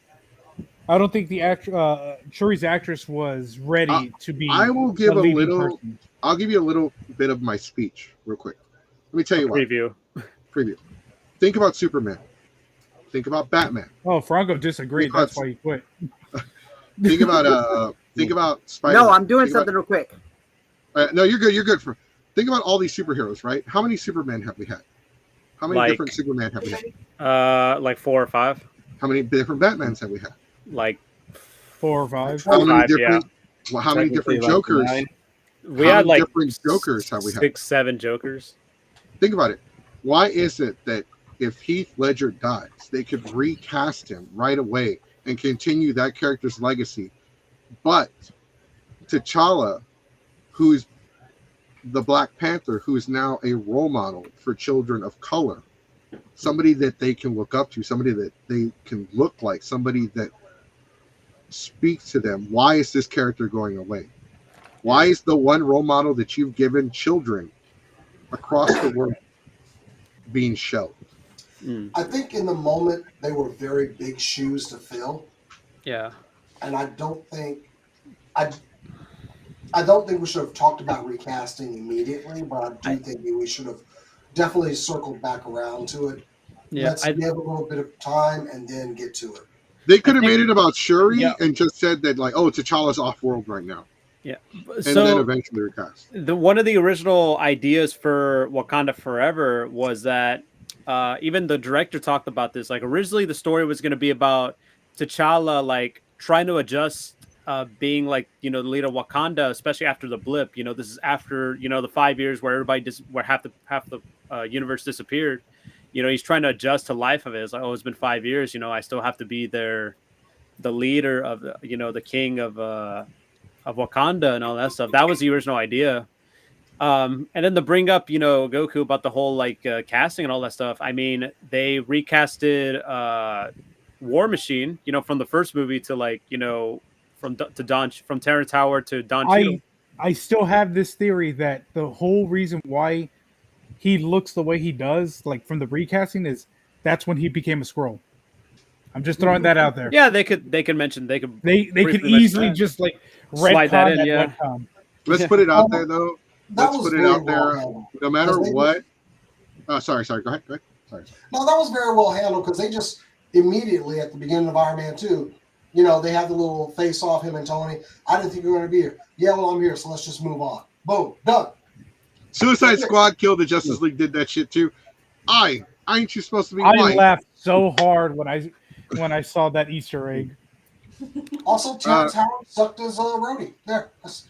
Also, no matter what Marvel does, if they do introduce Squirrel Girl and have her attack a kaiju with millions of squirrels, DC did it first with Ratcatcher 2 and rats. Yeah. Mm-hmm. The Suicide Squad. Can you imagine if Endgame ended with Squirrel Girl coming through one of those portals, and that's how Thanos was defeated? I would have walked out of the movie. In the comics? It happened. That is actually very common. That is what happened in the comics. Yeah. Let me put it like this. I watched Wonder Woman, the second one. 1984. Wow. I'm sorry. That movie was so bad. Like they were like showing it on HBO Max, right? That movie, you ever seen a movie that was so bad you walked out of the movie theater because it just sucked? Did you walk out of your house? I walked out of my own house. Twilight only got 20 minutes of my time. Yeah. I walked out of my own house and I forgot I lived here. I was like, what? Yeah. On the subject of Suicide Squad killed the Justice League, one of the comments, Warner Brothers is almost dead set on ruining their IPs as of late. I mean, it's what hasn't been said already about it. Okay. The Burger King commercial. No, the Burger King commercial. I thought she was about to say. I thought she was going to say Secret of the Ooze was a horrible movie. I was about to be like, Kev's about to punch somebody. Let me go back and tell you. Okay, we kind of went off topic. So just to kind of finish my point that I never got across, let me tell you why Kill the Justice League is a shit game. It's a shit game. One, repetitive missions, same bullshit over and over and over. It's just like I'd have more fun playing Minecraft. And Minecraft is just Mexican the video game. Let's just put it out there. Mexican Lego. Yeah. Like literally Minecraft is just Mexican the video. If you build a pyramid, it looks like an Aztec pyramid. Tell me that, and the main character's brown. Tell me that's not a Mexican. Repetitive bullshit mission. Escorts, killing the same type of bad guy. And if you go and play the game, spoiler alert, by the way, spoiler alert. Go and play the game. If you listen to the archives, they have a discussion when Brainiac comes to the Earth. It's like, oh, hey, I want to have a meeting, a peaceful meeting. And Superman's like, hey, man, hey, bro, let's go talk, bro. Let's go talk to him. He sounds like a good guy, and Batman's like, are you stupid, Clark? He came here it sounds like a trap. No, but he's an alien. I'm an alien. Let's just hear him out. Yes, Clark, but the difference is you didn't come here in a spaceship shaped like a skull. And Clark's like, nah, bro, give him a chance, bro. He sounds like a good guy. They get captured. Let's just be real. That is the most Clark thing to do before he's ever seen Brainiac. He would be like, okay, if y'all don't agree to this, y'all are racist because I'm alien. Yeah, but that's the most sheltered bullshit I've ever heard. Again, don't mind he's the biggest Boy Scout. He wants to give everybody a chance. He could see a guy shoot a child and be like, you know what? He deserves a second chance. Like, if I were Superman, I wouldn't have done that shit. I walk outside and I hear a scream and I walk away. Straight up this. I agree with Batman in that entire scene. I was like, okay, come on, man. I understand you have optimism up the butt, but like, Batman is right. Even Barry, who for some reason they always make him into like a Wally West type of character. But like even Barry was just like, are we really gonna trust a guy that came in on a skull? Mm-hmm. Let me put it like this. Sir, this is how little faith, this is how little I trust people. I look both ways when I cross a one-way street.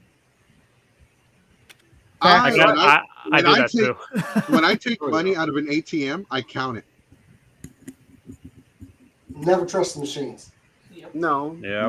When I I've eat at a seen white Terminator. restaurant, I put seasoning. Like, that's the Mexican thing, though. Like, Mexicans, we haven't even tasted the food. We're already salting it. Like, Half the I put shaker's hot already sauce gone. on everything. for real, I like, put salsa on everything. salsa. Franco puts hot sauce on his hot sauce. Here's the thing. So, it's such a. I'm sorry, but it's like the whole Batman thing. I can get past that. I can move past it because there are bullshit ways that Batman has died. Yeah. There are bullshit ways that other characters have died. But the game, like, people are looking past the whole game. You can't, like, they're trying to take a turn. Sorry if you enjoy the game and you like it or all that stuff. But I feel like the game is just a turd that they painted gold. Yeah, it's shiny, it looks nice, but at the end of the day, it's still a piece of shit. Yeah, like I'm gonna be honest. I'm glad I got to play it for free. Because basically I could borrow it from a friend. But I'm glad I got to play it for free. I am not saying that this game is a $60 game. This is a $20 game at most. This is they need to give me $20 to play it. You pay me to play your shit. I That's right. actually This is was testing on the game, and I was just sending bug reports, and I was just so tired. And they just kept coming, hey, will you come back and play some more? No, I can't. I can't do it. Can we This at least is- agree wow. this is better than Superman 64? I'm not going to talk about Superman 64. That was Yeah, you know what? So here's a question for anybody there. Would have rather played Suicide Squad, Kill the Justice League, or the Square Enix Avengers game that came out a few years ago? Avengers. Ooh, wow. Oh, I played it. Oh, I played Avengers. Is neither an I played a lot of it. No, you got to pick one. So it's either I'll take the ass whooping. How about that? I'll take the ass whooping. The Avengers game would at least make me like Kamala Khan. Why So wouldn't you like Kamala Khan? She's adorable. I did not like her comic incarnation at first because I just thought she was very annoying. The movie, I mean the Disney Plus series. Disney series, and the Avengers game actually made me appreciate Kamala Khan. Well, at least you came around. yeah, Because- no. I yeah, was going it to was say just better. that I don't like Kamala Khan because she's like a walking example of where are your parents? Exactly. She's a teenager. Whose child I is will this? not protect this child. Yeah, you're not wrong. As for she Ulysses is. Partknocker, I agree that it should have ended with the Joker, but at the same time, the Arkhamverse had like 3 different ways Batman died. Either he died because he blew himself up, if you want to go with the theory that wasn't actually Batman at the end of Arkham Knight being that hellish Batman. He dies by Harley Quinn, or he dies by Ra's al Ghul killing him. I mean, I In could Gotham see Knights, yeah. there's in Batman Beyond, he almost died because he had a heart attack and a punk was beating his ass with a crowbar. Yeah. I mean, it happens. I mean, I could get past Batman's death, but like, the game is just, yeah. It lacked a lot of things. This is one of those games too. This isn't a game that you go and buy. This isn't one of those games to where you go to your friend's house and like, let me see what I can steal. I mean, borrow. You borrow it from your homie, and they never ask for it back. They're just like, you know what? Because they're just like, Take it. I didn't want it. It's like that joke. My car got broken into, and I had a copy of Suicide Squad Kill the Justice League in there. After it got broken into, there were 5 more. I tell a joke like that all the time because I'm a trainer.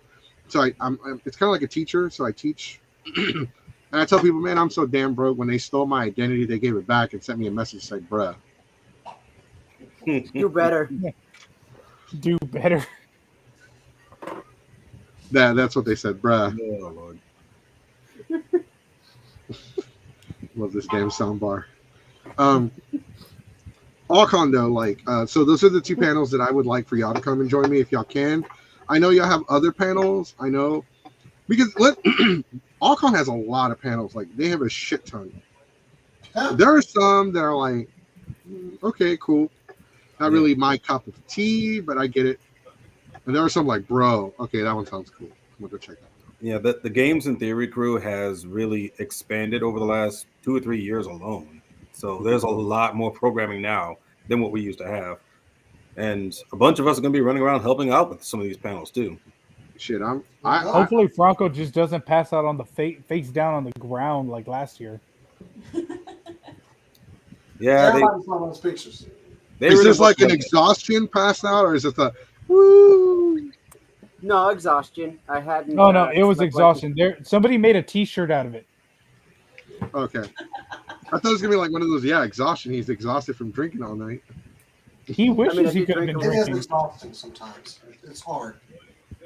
Yeah, that was kind of the sad part about last year because like they kept him so busy, Franco couldn't even celebrate his birthday.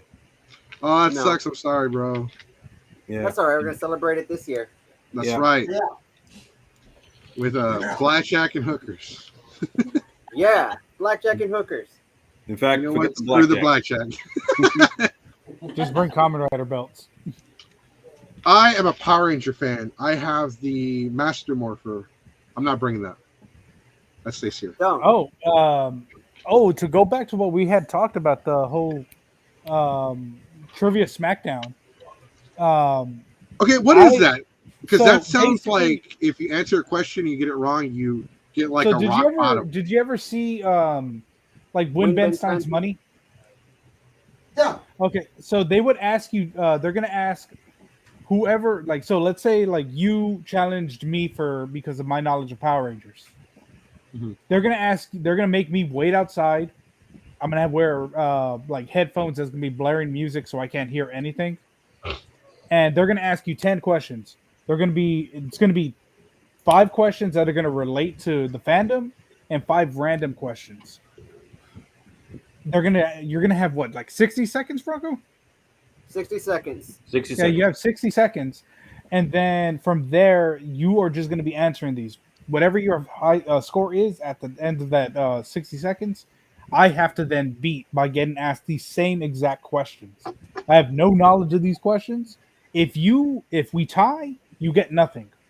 If you beat me, you get whatever I decided to put up for grabs. If you don't beat me, then I get to keep my stuff. So last year I found when I was cleaning out my garage my old VHS copy of the Power Rangers Christmas. The very first one, the Alpha's Christmas. And I put that up for grabs. This year, if I would have been able to make it, I actually would have put up not only that, but a signed Austin St. John baseball hat that I have with his dojo's logo on it. Bro, you're too fucking generous. I would have been like, what'd you put up, Mexico? I got $5 in a Subway coupon. Oh no, everybody had to put up something that is like very valuable to them. Like, sir, you don't understand. It's $5 in a Subway coupon. If I lose that shit, that means I don't eat. Our friend Courtney, she put up a signed Futurama script. Yeah. So there is a brand. So you just reminded me of the panel that we're introducing this year. So we have a brand new panel, and it's very ambitious, and it's. So we're calling it the Anime Tournament of Power. Kind of like based off the Tournament of Power from Dragon Ball Super. 10 different teams, 10 people per team. And you run around and it's battle royale. And then we'll come up with a prize. But if your team is eliminated, we have like 2 little kids that say, you've been canceled or some shit like that. Like, Inuyasha, you have been taken off television. So, like I said, it's brand new. Dragon Ball Z for girls. What? Who said that shit? Franco. He hates on my love for Inuyasha. Oh, I can talk trash about anime I can talk trash about some of the animes I like. Bleach is definitely one of them. Naruto, Pokemon, Inuyasha, Rurouni Kenshin. Like pretty much, but I'm more old school anime because I tried to watch like newer stuff like Attack on Titan. It seemed like a good idea until there was no Godzilla. Then I tried to watch the Godzilla anime, and then it was a good idea until the lack of Godzilla. Yeah, the Gamera one had a lot more Gamera. I'm actually curious, what shit were you going to talk about in Inuyasha? Oh, Inuyasha is just a bad version of Fushigi Yugi. Inuyasha is like anime, but it's like anime Scooby-Doo with 100 episodes of filler. Fushigi Yugi came out several years before Inuyasha, and Inuyasha had the same premise but worse. Oh, Naruto. Naruto. Hey, like, what do you think about Naruto? Oh no, not Naruto. Fushigi Yugi. No. Oh no. With Inuyasha. One of the jokes, though. One of the jokes is. Yeah. One of the shows that people are like, oh, well, I love Naruto. Oh, yeah, Naruto's great if I wanted to watch over 100 episodes of filler.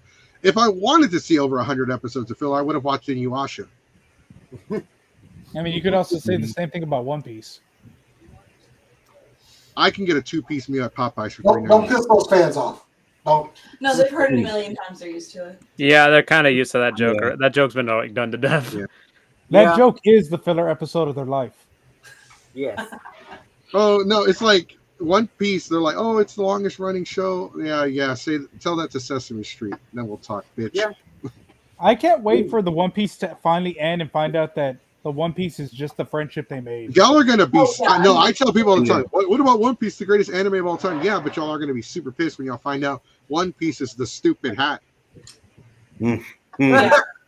There's nothing that will be satisfactory as the One Piece. It's got to be the hat though, because every pirate king has had that same hat. It's the hat or it's friendship, one of the two. It's not French, trust me. No, because if it's friendship, I'm gonna laugh so hard.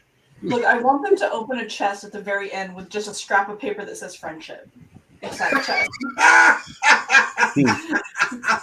With a My Little Pony next to it. What if it's just a signed picture of Oda? Okay, so the only thing Bleach has that's good is the soundtrack. That's the only thing good about Bleach. Of course, it's Mexican. I like Bleach better when it was called Yu Yu Hakusho. I like Bleach better. Hey, I just thought about something. Given recent events, if Oda decides, you know what, we're gonna end One Piece, they find the One Piece and it's a piece of paper and it's got a picture of Toriyama on it. Oh, that would be adorable. But if I was Oda, I'd troll everybody and have everyone get eaten by Megalodon. Show's over. I would end it on a cliffhanger. That no, never happens. It's just Tom Hanks's character from that one movie. Castaway? No, not Castaway. The one where the meme came from. I am the captain now. Oh, Captain Phillips. Thank you. I agree. Bleach is Yu Hakusho with more fan service, except the biggest difference is that Yu Hakusho got to end during its initial run. Yeah. Bleach went on a hiatus. I do actually hate that for Kite, because he wanted it to end and Shonen Jump wouldn't let him end it, so he kind of got forced to make more. For Bleach? I mean, Yeah, no, because it was so the manga was supposed to end with Aizen, and that made sense, right? But then they go into like this Power Ranger shit, and then that was when Shonen Jump said, "No, we need you to make more. We know you want to move on to something else, but unfortunately, this is what they want, so that's what you have to make." Oh, damn! Really? Yeah, that's what I'm going to go to fabric softener of the anime. Yeah, I mean, technically the same could be said for Toriyama. Yeah, so that is exactly what happened. So the thing about Toriyama, so there's a lot of myth and there's a lot of fact, there's a lot of rumor. So the rumor is that Akira Toriyama intended the anime to end with Frieza. The truth, to God honest, is Akira Toriyama himself admitted that he didn't even know when the anime was going to end. He said that Goku being an alien was actually a surprise even to himself. He's like, what the hell? I made him an alien? Remember when he completely forgot about Launch? Yeah. Oh yeah, he forgets all about shit. I miss Launch. So, but here's the thing. Here's something that's actually where the producers got involved. Cell.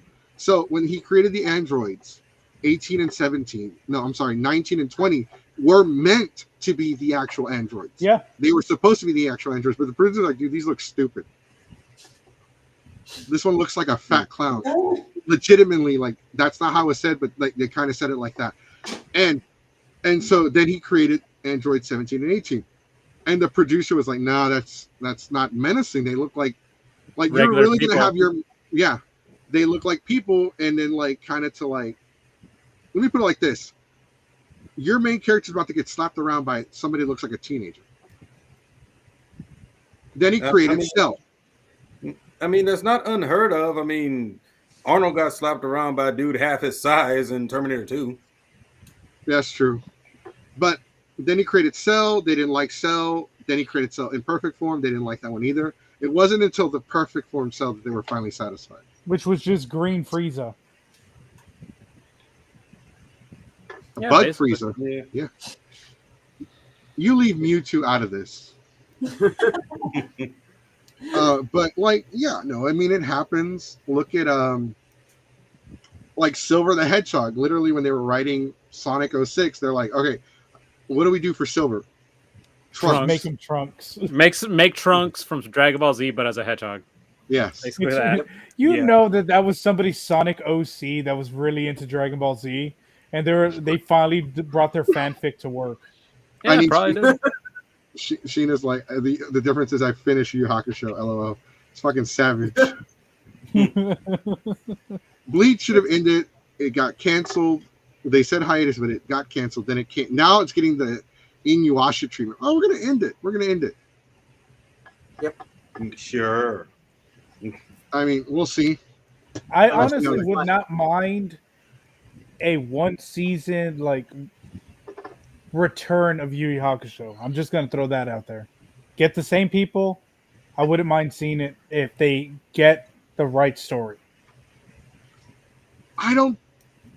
Maybe like they're a lot older or something. Yeah, like that. no, like not like continue from where they left off, like in the anime. I'm talking about like do an actual time skip, like make them in their 30s. Yeah, because they were kids, huh? Yeah, they had just all graduated high school. I'm actually a big fan of My Hero Academia until it became the Avatar. If you watch the anime, you know. Yeah. You don't like Small Mite? Bro, he's Avatar and Spider-Man. Basically, yeah. Yeah. I mean, for the most part, I'm kind of familiar with what happened, but I haven't actually watched it since season 2. So My Hero? Yeah, of My Hero. Yeah. Like the last you're not missing much. He still cries in every episode. Yeah, he was earning my respect too. But yeah, I know. I watched Eye Shield 21, and it's an anime about football. Oh yeah. And I got 114 episodes into it, and the main character was still a complete bitch. At least Deku grows a pair as the series progresses. This kid is such like a football genius, but he still like gets bullied and bitched around and slapped around. I can't. And he cries for no fucking reason half the time. I can't take I feel you there. I'm not going to argue with that. Okay. He wasn't my favorite character. It's like one of our best viewed videos is her talking about Eye Shield. I could talk about Eye Shield. Eye Shield was a great anime until the character started crying. And then he just didn't stop. You want to know what's another good anime that ended, but actually had a character that wasn't much of a bitch? Hajime no Ippo. Ooh. Oh yeah. I heard was, the boxing anime. Yeah. Yes. Oh yeah, bro. Why didn't I think like Hungry Hippos or some shit like that? We heard people. Hungry hippos. Hungry. Yeah. Oh, I can And see this even with anime. a blacked out screen, I'm still getting fat jokes. I don't even know what you look like. I look at a hot Like sauce bottle. Samoan. That's how I look. Yokozuna. No, there you go. don't. There you go. Oh, Wow. Well, that wasn't a joke. I'm actually giving you a legit description. I am a big guy, but I used to play a lot of football, so I had to be a refrigerator with legs. Same here. A walking fridge. But man, we don't even know what you look like. As far as I know, you're a black screen. Great. Yes, I'm surprised that'll be his Kev new did not wrestling take that nickname. joke saying that, like, oh, that's just my stomach blocking the camera. No, bro, you remind me of that joke because we have a friend that we like make jokes with. He's like, it's like you seen the meme where it's like where the girl goes to the other girl and she's like, "Oh, am I fat? No, my God, no, you're beautiful, you're beautiful." And then it's the guys, "Bro, am I fat? Bro, I know 5 fat guys and you're 4 of them." I get that picture sent to my Facebook on my birthday at least 6 times a year. Are you Hispanic? Because if Yes. that's the case, it might be my family. Family Yeah. sends it to you. It looks like that. Yeah. Just Oh, the wooded Mexican picture. Mm-hmm. Yeah. Why do we look like we Look might at that be heart. related? it's beautiful. Not hair. Her. The funny thing is, we went to go visit our friend on a military base, and I broke the guard there. He literally told me to just drive and never speak to him again, because I asked him if my picture looked like I was a rare cryptid known as the wooded Mexican. Keep moving, sir. I might have Move along, sir. It's Hey, That's man. someone that's done gate guard before. Fucked up. Move along, Hey, sir. somebody cut him off. He's done for the night.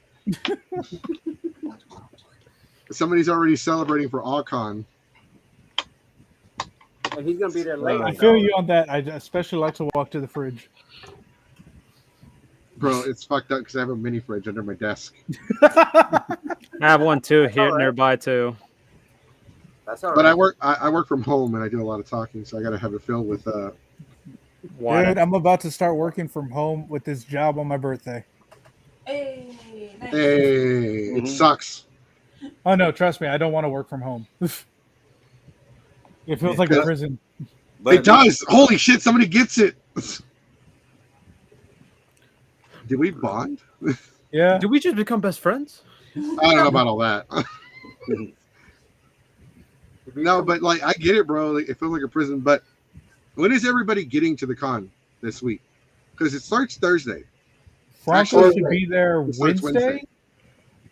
Franco should be there. No, Wednesday or Thursday. Probably by like either Wednesday before midnight or Thursday 1 a.m.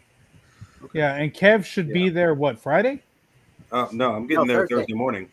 Okay, so he's getting there Thursday morning. I'm getting there. So the moment my shift ends on Friday, I'm literally getting into my car and I'm driving. So it depends if we end early, if I'm going to be there at least during the daytime, Where do you or work? I'm going to be there like right before like 11 o'clock. Where do you work? I am going to be working for a work from home call center. Oh, fuck. Yeah, you'll get off at like 4:30. Yeah, but the thing is, this is training. So I'm literally in my hours. What for my company shift is are it? Karen. No. Not on here. No, okay, no. Yeah, sorry. don't bring it up in here. I was like, what? That's life. We don't play that here.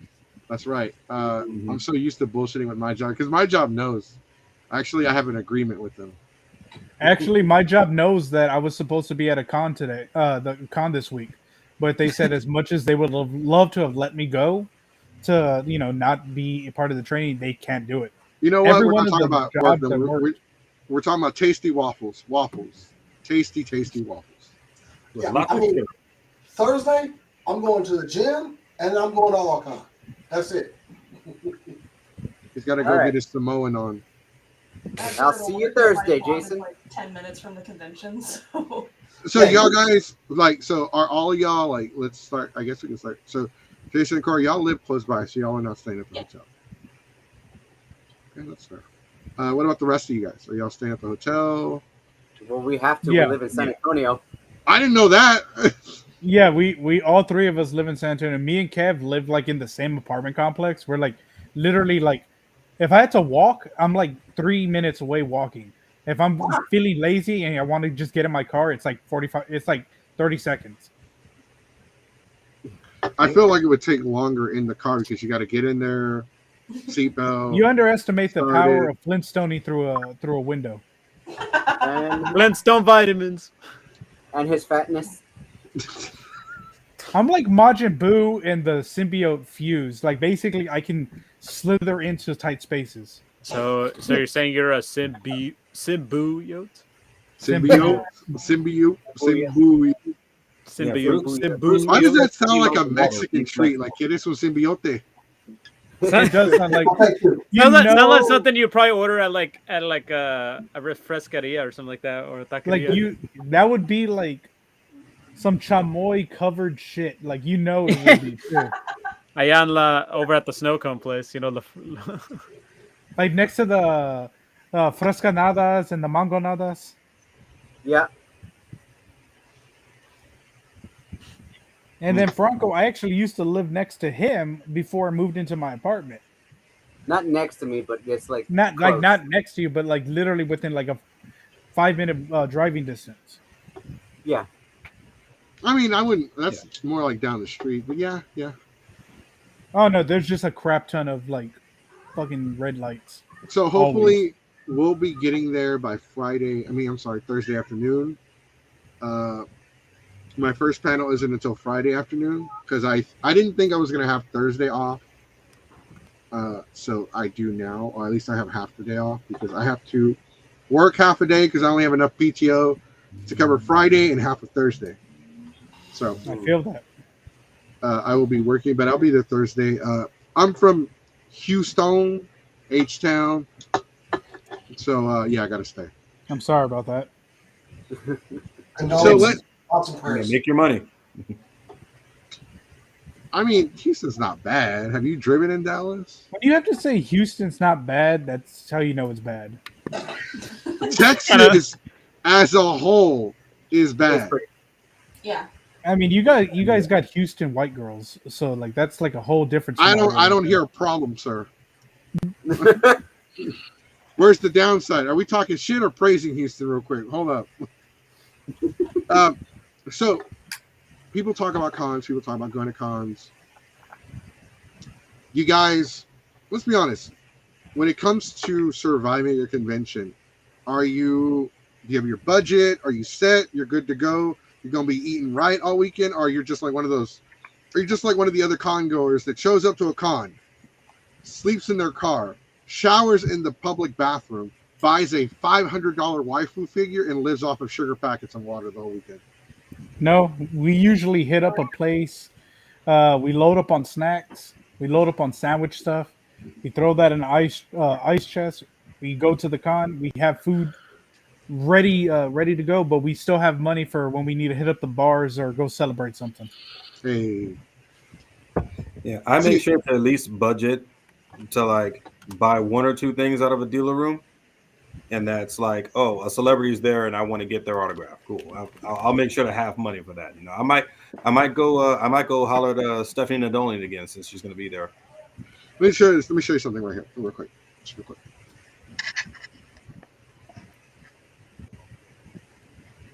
Yeah, I was going to go there. I'm a toy collector. I am not smart with money.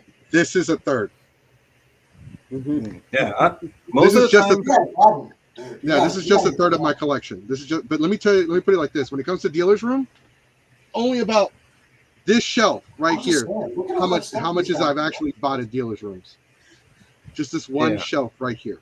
I mean, it's clearly too much. You should get Yeah. some sort of therapy or help with that. like I got more up in my room, but there's the top of that shelf right there, and then those two bookshelves over there on the wall. That's all stuff I've gotten from cons. I mean, But- Franco probably already outclasses you with just some of the helmets he's bought Look at this. in total amount of money. See And this there's wall? barely See this anything wall right behind here? me. See this wall? Mhm. See all these Blu-rays, DVDs, Ooh. all this shit? Flea That's market. just Dragon Ball. Yeah. That's all Nice. VHSs, the individual DVDs, the bricks, the Blu-rays, special editions, the steel cases. Like that's just Dragon Ball from I top to respect the bottom. swagger. Yeah, and honestly, half of my stuff is still in bins because I live in a relatively smaller place And than I for used you, to be, and I just don't have room to display everything. So when I for you get Power Ranger fans, if you look very closely at that corner, you'll see the Gold Red Ranger Comic Con double pack. Oh, sweet. oh, very nice. I got it for like $150 before they went up. I mean, I have a Yeah. signed Gold Ranger staff. Yeah. I'm actually selling my Legacy Gold Ranger staff and my Legacy Red Ranger Power Sword. Let me fix my camera. Ooh, nice. because I need the money. Yeah, you know the one thing I envy about Jeremy and Franco, as far as their fandoms are concerned, is they can meet. No, to this day, they can meet all of their favorite tokusatsu actors. To this That's day, a lie. if they haven't passed on or anything like that, most of them they can meet. I will never get to meet John Irwin, more than likely. And for those who don't know, John Irwin was the voice of He-Man in the '83 series. That Damn. he has, like, he's still alive and kicking, as far as we know. At least, Man, you made it sound like he died. I was like, fuck. No, he doesn't go to any cons. Oh, okay, okay. he just doesn't make okay. any public appearances. No. Okay. Because his health, he's at that point where his health is like deteriorated to the point where he's basically a hermit, and he's just in home medical care for the most part, you know. So he doesn't make any public appearances, but She-Ra's voice actress and Skeletor's voice actor, they hit up cons all the time. I've met them, but you know, I asked them the question like, "Hey, is John Irwin ever going to show up to one of these things?" And they're like, "Nah, he's." Like, hardly anybody even talks to them. Like, they're probably the only people outside his family that still keep in touch with him to this day. Jesus Christ, I see all those helmets. Those are like $300 a He's just piece. showing off. Yeah, Those are all custom made. So this is how I got so many figures. A lot of them are donations, gifts. A lot of them are gifts. But there's a good chunk. There's a vendor in Japan that will sell me a bunch of figures in bulk. Like, I have to buy like 40 figures at a time. But I get them at $15 a piece. Oh. Yeah, lucky. But they're all out of box because in Japan they don't give a shit about boxes. Yeah, like they don't care. They just want it. They just like letting the figures breathe out of the box. You know. Not even a factor with me. Boxes are just an obstacle. Yeah, Right. Like for me, like for example, like I know some people out there collect Funkos. You know, some of them are like, oh, they have to make sure the box is in perfect condition. You know, if it one crease, I ain't gonna buy it. But for me, some of them, I'm like, I don't keep them on the box on purpose. I just keep them there because I don't have space to like open them up and display them. Yeah, no, I don't really have. Oh yeah. I have mine along. It runs along the like my ceiling, so they're all in their boxes, but it's like a circle. But why didn't somebody do a panel about that? Like collecting hobby or drug addiction? Addiction drug or addiction. hobby? Because it would just turn into an AA meeting. What? No. I feel like we should. To be honest, Collectors Anonymous. I think that's something you or Jason should tackle, because that sounds like a podcast topic. It does. Y'all Collectors can talk Anonymous. to people for like 2 hours. Hey I don't everybody, think I I'm have a Mexico. Do not slow head turn look at me. All right. So No, there's no. toys over here, all over the wall. There's toys in front of us, all over the wall. Stop talking. There's toys right here. No, that's that you it. can That's see. that is There's it. toys over there. That's the only thing you can see right back there. There is barely any bare space on the walls because they're all covered in toys. Oh no, I feel you because there's Oh, toys God. behind my toys. Jason, did I ever you know what? show you Covered that? in toys. Now, there is one that I want to share with you guys. I'll be right back. Jason, did I ever show you that giant sniper rifle that transforms into a giant transformer? Yes, I've seen it. I've passed up buying this thing. I've actually had one in hand. I went to visit one of my favorite toy stores, Toy Dojo down in Austin, and the guy that owns it, Eddie, he had one out, and I got to check it out. I still want to buy that. They're on Amazon now. Oh no, I know they're on Amazon. I've been wanting to buy it, but like They're huge. They take up a lot of real estate. Just to let you know. Oh yeah, I And know. They're not the best constructed. I'm gonna go ahead and say that. Oh, I know. You know what's cool. funny about you say when you just saying they're not the best constructed? Okay. I was just thinking about that. They make Dragon Ball figures and sell them on Amazon. They're bootlegs. They're not official. They're not licensed or anything, but they look so fucking good. Like I got this one for like $20. Oh. Oh, very nice. Nice. And it's Not a bad. bootleg, but it still looks fucking good. It's got a nice weight to it. If I hit you over the head, you're probably gonna have a headache. Yeah. So this my girlfriend got me for Christmas one year. It is from the Batman animated series Batgirl, and that next year at Comic-Con, Tara Strong showed up. So I literally brought it to Tara Strong and I got her to sign it. And Tara Strong is my favorite voice artist of all time. So it was like, I was like kid in the candy store when I met Tara. That makes sense. So this is like one of my pride. Like, if I had a pride and joy in my collection, it's this. The right now, my pride and joy, because I have some stuff that's autographed, but the one thing that I kind of cherish right now the most is I have a Lord Draken Lightning Collection figure that JDF signed. Mm-hmm. So like it's like the one and only thing I have that he's autographed. So I can't get another autograph, unfortunately, but so I'm gonna hold on to that. Love Tara Strong. Yes, love Tara Strong. I think collecting is awesome because you know what you could be doing that's harmful and just as expensive? Drugs. Exactly. You know, my mom used to get on me all the time about always buying figures and trading cards and stuff, but it's like, Mom, I'm always home playing my video games or collecting my figures. At least I'm not running the streets, you know? Shit, I wish my kids would get into World of Warcraft. I know they're set for a lifetime on that one. Mm-hmm. Trust me, Well, look. These all sound bad. Like, oh my god, you're spending so much money on figures and toys. Look, no matter what we buy, no matter how much we spend, will never be as bad as Yu-Gi-Oh card players or Warhammer players Or Magic players. God. Be a Magic player. Oh no! Oh yeah. I love Kevin, Yu-Gi-Oh! you're a Magic player.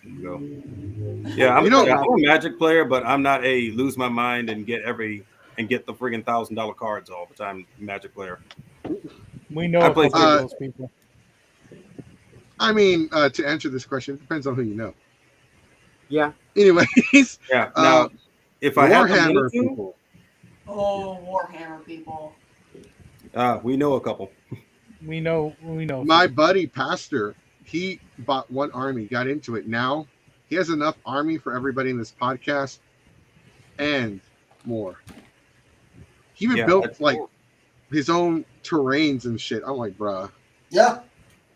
Yeah. Warhammer people are legit dedicated. My hat's off to them. Yeah, I mean, a lot of work does go into building those armies, and because you don't just buy the figures, you actually have to glue them together, paint them, and assemble them and all that. Yeah. And I dabbled in it for a little bit. I do own 2 armies, but I'm not as big into it as some of my friends are. You know, I kind of just play for fun whenever they show up. Yeah, which is not as easy as it sounds, by the way, guys. Whenever you just buy them and paint them new. If you have like the stability of a crackhead, you ain't painting shit. Yeah. Mm-hmm. No. No, you're not wrong. We literally know some people who we can describe that way accurately. They paid us to put their stuff together. Yep. Man, no, for real. I don't even fuck with it. I don't even like. I see people repaint their Dragon Ball Z figures. I'm like, nope, not doing it. Why is Goku purple? No, bro, I got confused. I can tell you right now, another fandom which I am a part of, the Gunpla fandom. Christy. I've spent like in one go like close to $200 on like 3 or 4 models. At least those are legit collector items. They go up in value over time. That's true. Like there's an anime shop that's up here. Nobody really goes to it that much anymore for anime figures, but for a long time they were the only ones that had this huge selection of Gunpla, and the Gunpla is what kept them in business for so long. And why they're still in business is because they have loyal customers for their Gunpla. Wow. Yeah, our local anime shop, Rick Otaku Cafe, they buy like the back half of their store is all Gunplas, and they have a dedicated fan base of Gunpla that go in there, and that's all they do is just buy Gunpla. Is awesome though because it's not just Gundams; it's now Digimon, it's Dragon Ball Z, Naruto, like Power Rangers. Power Rangers. Kamen Rider. I have a meme to share with the audience. I have like majority of the Heisei riders for the Big Rise outfit. The most accurate thing ever, right there. Yeah. Yeah, that's exactly. Yeah. Somebody sent this to me, and I felt attacked because this looks like my room. True. Yeah, it's very true. It hurts. It's the same with my helmets. Actually, I broke one by accident a minute ago. No. Yeah, I just noticed that. That's very sad, man. What the heck? No, I I mean, think now you get Gunpla from Hobbytown, USA. The fandom is broken through to regular retail now. Even Target. Yeah, you know what's Yeah. shitty though? The shops that used to sell anime figures and Gunpla, GameStop now does it. Yeah. They sell anime shit now, Target too. Oh yeah. and they'll have Yeah. sales. Like they were selling the Broly gauntlets that are they're tiny and shitty and not really worth it because they wanted like 150 at first, but they're like, "Hey, this is on sale now, $30." I bought 2. I mean, sometimes all it takes is like a sweet sale or a sweet deal for it. Like sometimes, like they could have like figures at GameStop for like $40, but when they put them on clearance, they'd be like $20. Like, hey, buy one get 2 free. So if you get like 2 other ones, like, all right, sweet. Yeah, they do that shit. Buy one get 2 free. 3 I'm for the price walking of out 1. I'm like, we're just gonna go and look. We're not gonna buy anything. I walk out with like 2 bags full of shit. I'm It's like going Mhm. into Buc-ee's. Let's just be real. It's like going to Buc-ee's. You're like, I'm gonna go use the restroom. I'm just gonna get a soda. You walk out with 2 shirts, like all these beaver nuggets, a brisket sandwich, a brisket burrito. Yep. You know what stops me from doing all that shit? Being broke. poor. money. Yeah, I'm about to say money. Yeah. No, like for Franco will straight up be the first one to admit this. This is what I was talking He- about, by the way. My God, that actually that's looks beautiful. You know what? They are for like for a small child though, because they are fucking tiny. It still looks beautiful. Yeah. It's like Kamen Rider belts. Franco, you Yeah. could literally wear that and be like, "Grr, I'm Broly." No, it wouldn't even fit Franco. Franco is a thin boy. No, trust me. He's No, about no, the no, same no. size as my brother, and they don't even fit him. Okay. Franco, you need to lose more weight. We need to make you into Broly. Put down the You fork. can be Bro Chacho. Bro Chacho. Bro Chacho? Bro. So I mean, so those Broly gauntlets are meant to be worn, or do you like they're like, they're actually meant to be worn, but like, who the Not- fuck is wears it- them? Like a they're child? small? Yeah, probably for kids maybe. And it says makes you adult wonder, on like, them. why would you make the thickest, beefy man have the like items that only children can wear? I mean, unless they're supposed to just cosplay him in his like regular form. Not he even goes- that guy's like 6'5". I still love the Team 4-Star version of that character. Like, beta male. Like, I'm a foot I'm a foot and a half taller than you, but whatever. Mhm. What's that? Speak up! I can't hear you from up there. That's fucking great. It's like, I can't hear you from down there. Speak up, boy! I cannot hear you from up there. Vegeta. Hey, look, Vegeta. Nerds. I I gotta guess go back and rewatch DBZ Kai abridged. So, All-Con this weekend, Dallas, Yeah. Texas. You guys have how many panels? Toku Trunk. I always call y'all Taco. It's I mean, that's the play on words. Mhm. No, because I'm looking at Franco's name and it says Taco. Franco Yeah. always throws something Mexican and food related. Yeah. It's Yeah. basically three technically 2 panels, 1 game. The Nerd Say, which is Thursday at midnight. It's basically a game, real quick game to introduce people, 45 minutes. The Are You More Phenomenal is Tokusatsu game. So if you know Power Rangers, Super Sentai, Kamen Rider, Ultraman, Godzilla. If you know try to anybody win in prizes. spandex in explosions, you have a good Batman. chance. I mean, the live action Batmans would be considered because it's special effects, because Tokusatsu needs special effects. Bible Man is considered tokusatsu. Yes, he is. Yeah.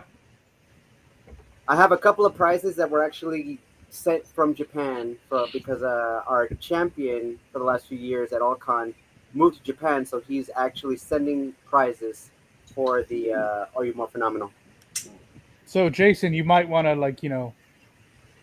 Maybe. Yeah. And And then I've always right? So, That's right. Jason, how many panels y'all have? Y'all said 3 or 4? 4, but I might as well just say 5 because I think it's pretty much all hands on deck for a match game. Yep. I kind of feel like damn it, I kind of regret signing up for so many. But if everyone here has the opportunity to go to, I heard they had karaoke. So Oh, everybody has the opportunity to go and meet up. Woo! Karaoke. Actually, went for the first time last year. I never go to the karaoke. I was gonna say we can all sing Barbie Girl as a group. Or I'm just Ken. I made it a point. I was like, we got to go to karaoke.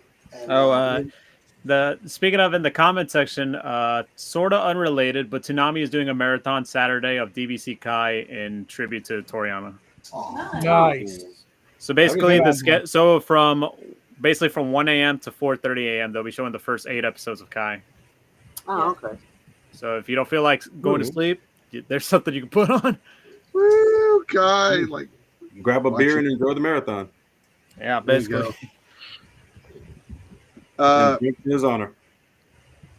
So, I mean, I have the Barbie costume box from Halloween, Spirit Halloween.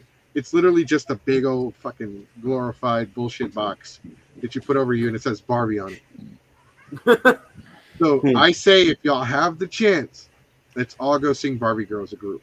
Are you Ken-nuff? Do you need the Kenergy? The Kenergy? Sure. We can. Hey, Sonic. We can do it.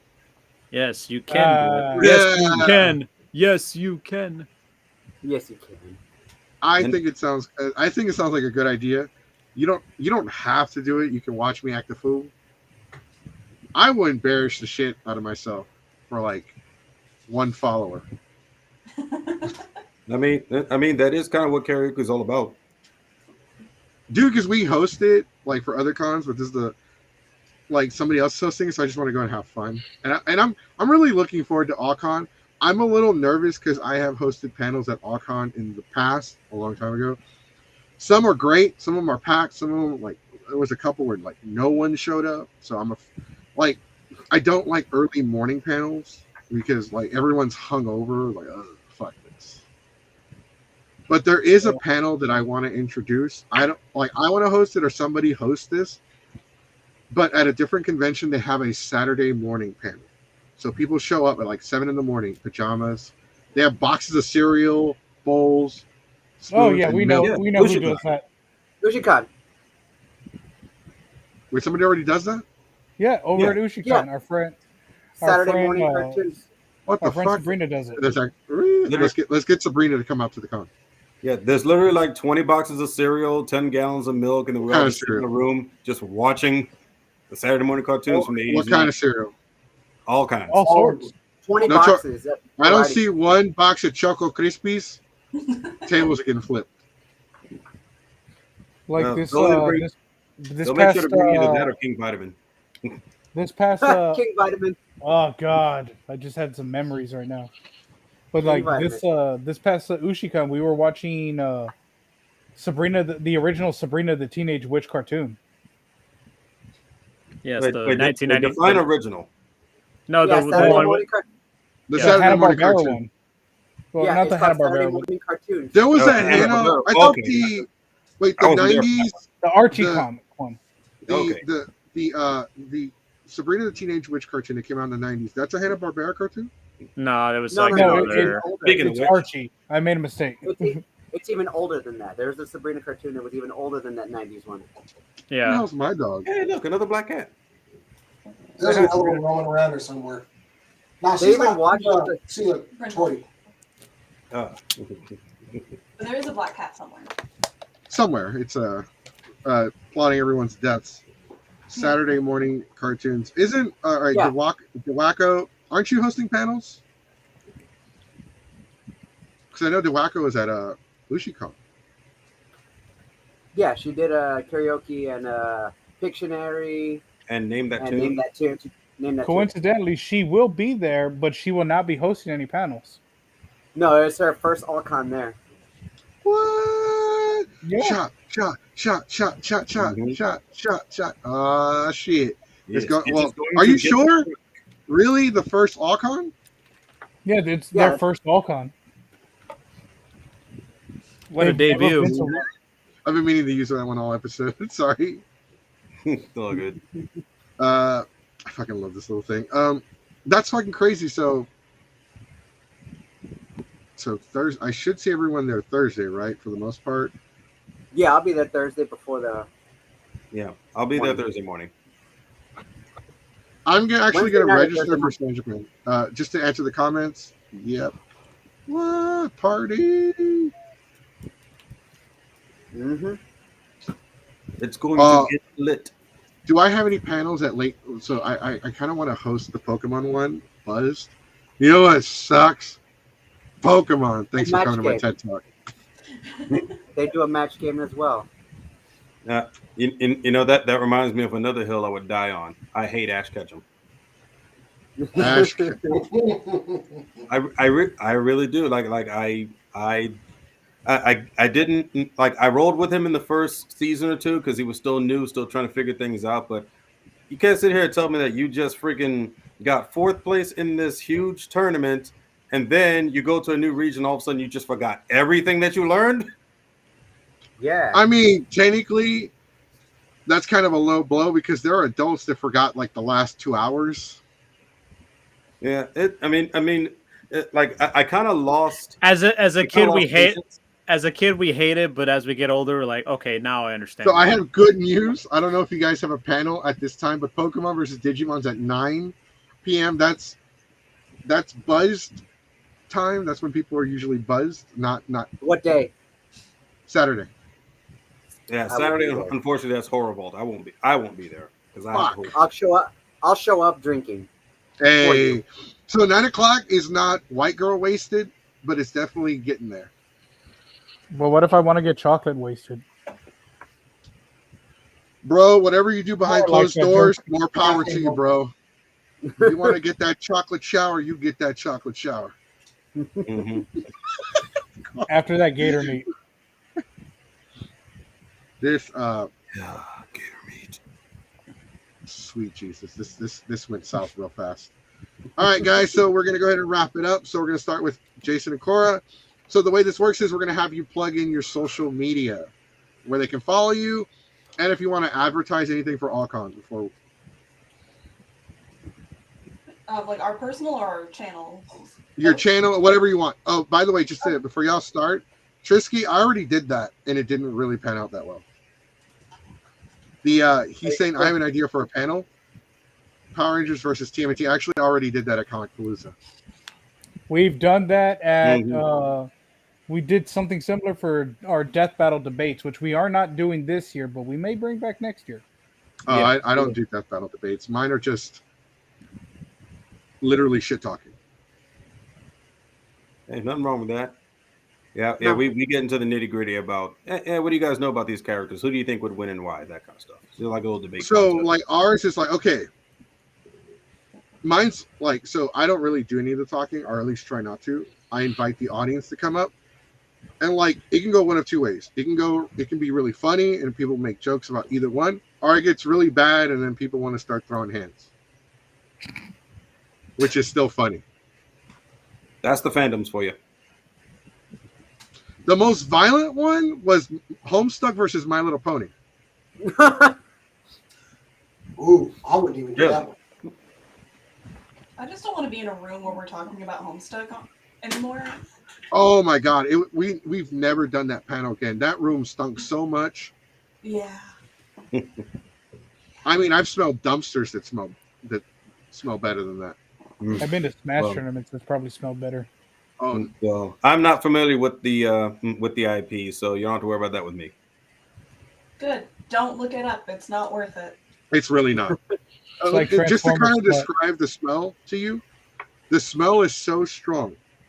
To get an idea of how bad it is, just walk straight into a brick wall. Oh. Damn. Tell us how you really feel. I did. Ugh. I don't sugarcoat anything. Oh man! Like we were at Anime Houston and we were walking down the hall and it's like, oh, we must be near the gaming room. You know what? Just to throw this out there, since we did technically just bring up Death Battle, like thoughts go out to everybody over at Rooster Teeth. Hoping that they bounce back from what's going on. And I mainly followed them for Death Battle and like Ruby, but it sucks what happened. We're gonna dedicate an entire video to the fall the rise and fall of Rooster Teeth. I want in on that. Because there are people that are like you, they're like, I hope Rooster Teeth comes back. I hope they bounce back. I hope something happens. Then there are people that are like, fuck Rooster Teeth, the sexual allegations, the mistreatment of employees. There's so much going on that me and Sonic were actually going to talk about it, but I think we're going to dedicate a whole episode to it because Sonic knows more about it. Mm-hmm. And actually, Sonic is my go-to research guy. Yeah, well, if I may, when y'all do that, I'd like to get in on that discussion myself. Yeah, because I know I have a couple of friends, they were putting tributes to Rooster Teeth and how much it meant a lot to them. And I'm like, maybe I'll ask them, hey, would you like to be part of the show and talk about, Rooster Teeth and all that? So we'll see, we'd love to talk about it because for me, it's like pretty sad how much of a decline and a fall it has because especially on stuff they couldn't control. And, it's like a mixed bag, you know what I mean? Mm-hmm. All right, so we're going to go ahead and start with Cora and Jay. Sorry to interrupt you, but go ahead and plug in your socials. Right, you can find us everywhere on Instagram, Twitter, Facebook, YouTube, Twitch, at SCNS Live. Individually, you can find me on Instagram and Twitter at CoroDonoArt. I'm on the socials at Jason the X, but also go over to supercoolnerdshow.com where I write stories, talk about things, review things. And, of course, our YouTube channel, youtube.com/SCNSLive and twitch.tv/SCNSLive. You did say that? Yes. Oh. Hey, so nice. Say it twice. Of course you have it. It flows out. That's right. Now we got, I guess, Jeremy's going to go next, and then we'll go with Kevin, and then Franco the Taco. Well, you can find me realistically on Twitter and Instagram, both at Angelic Demonic. Just basically spell the name, but replace the C's with the K's. Kev? I am pretty much action-packed 24/7 everywhere. Twitter, Facebook, and Instagram. I'm honestly not as active on social media as other folks are, but we do have a YouTube channel ourselves that we've actually kind of gone on hiatus for a while because people's lives started to change, but it's youtube.com/InOurNerdyOpinion, where we talk about nerdy stuff, movie reviews, video game playthroughs, and things like that. We haven't posted anything on it in a while, but if the group can find the time to do so, we would like to start it back up again, but we do invite folks to still go check out what we got. Cool. Franco, you're next.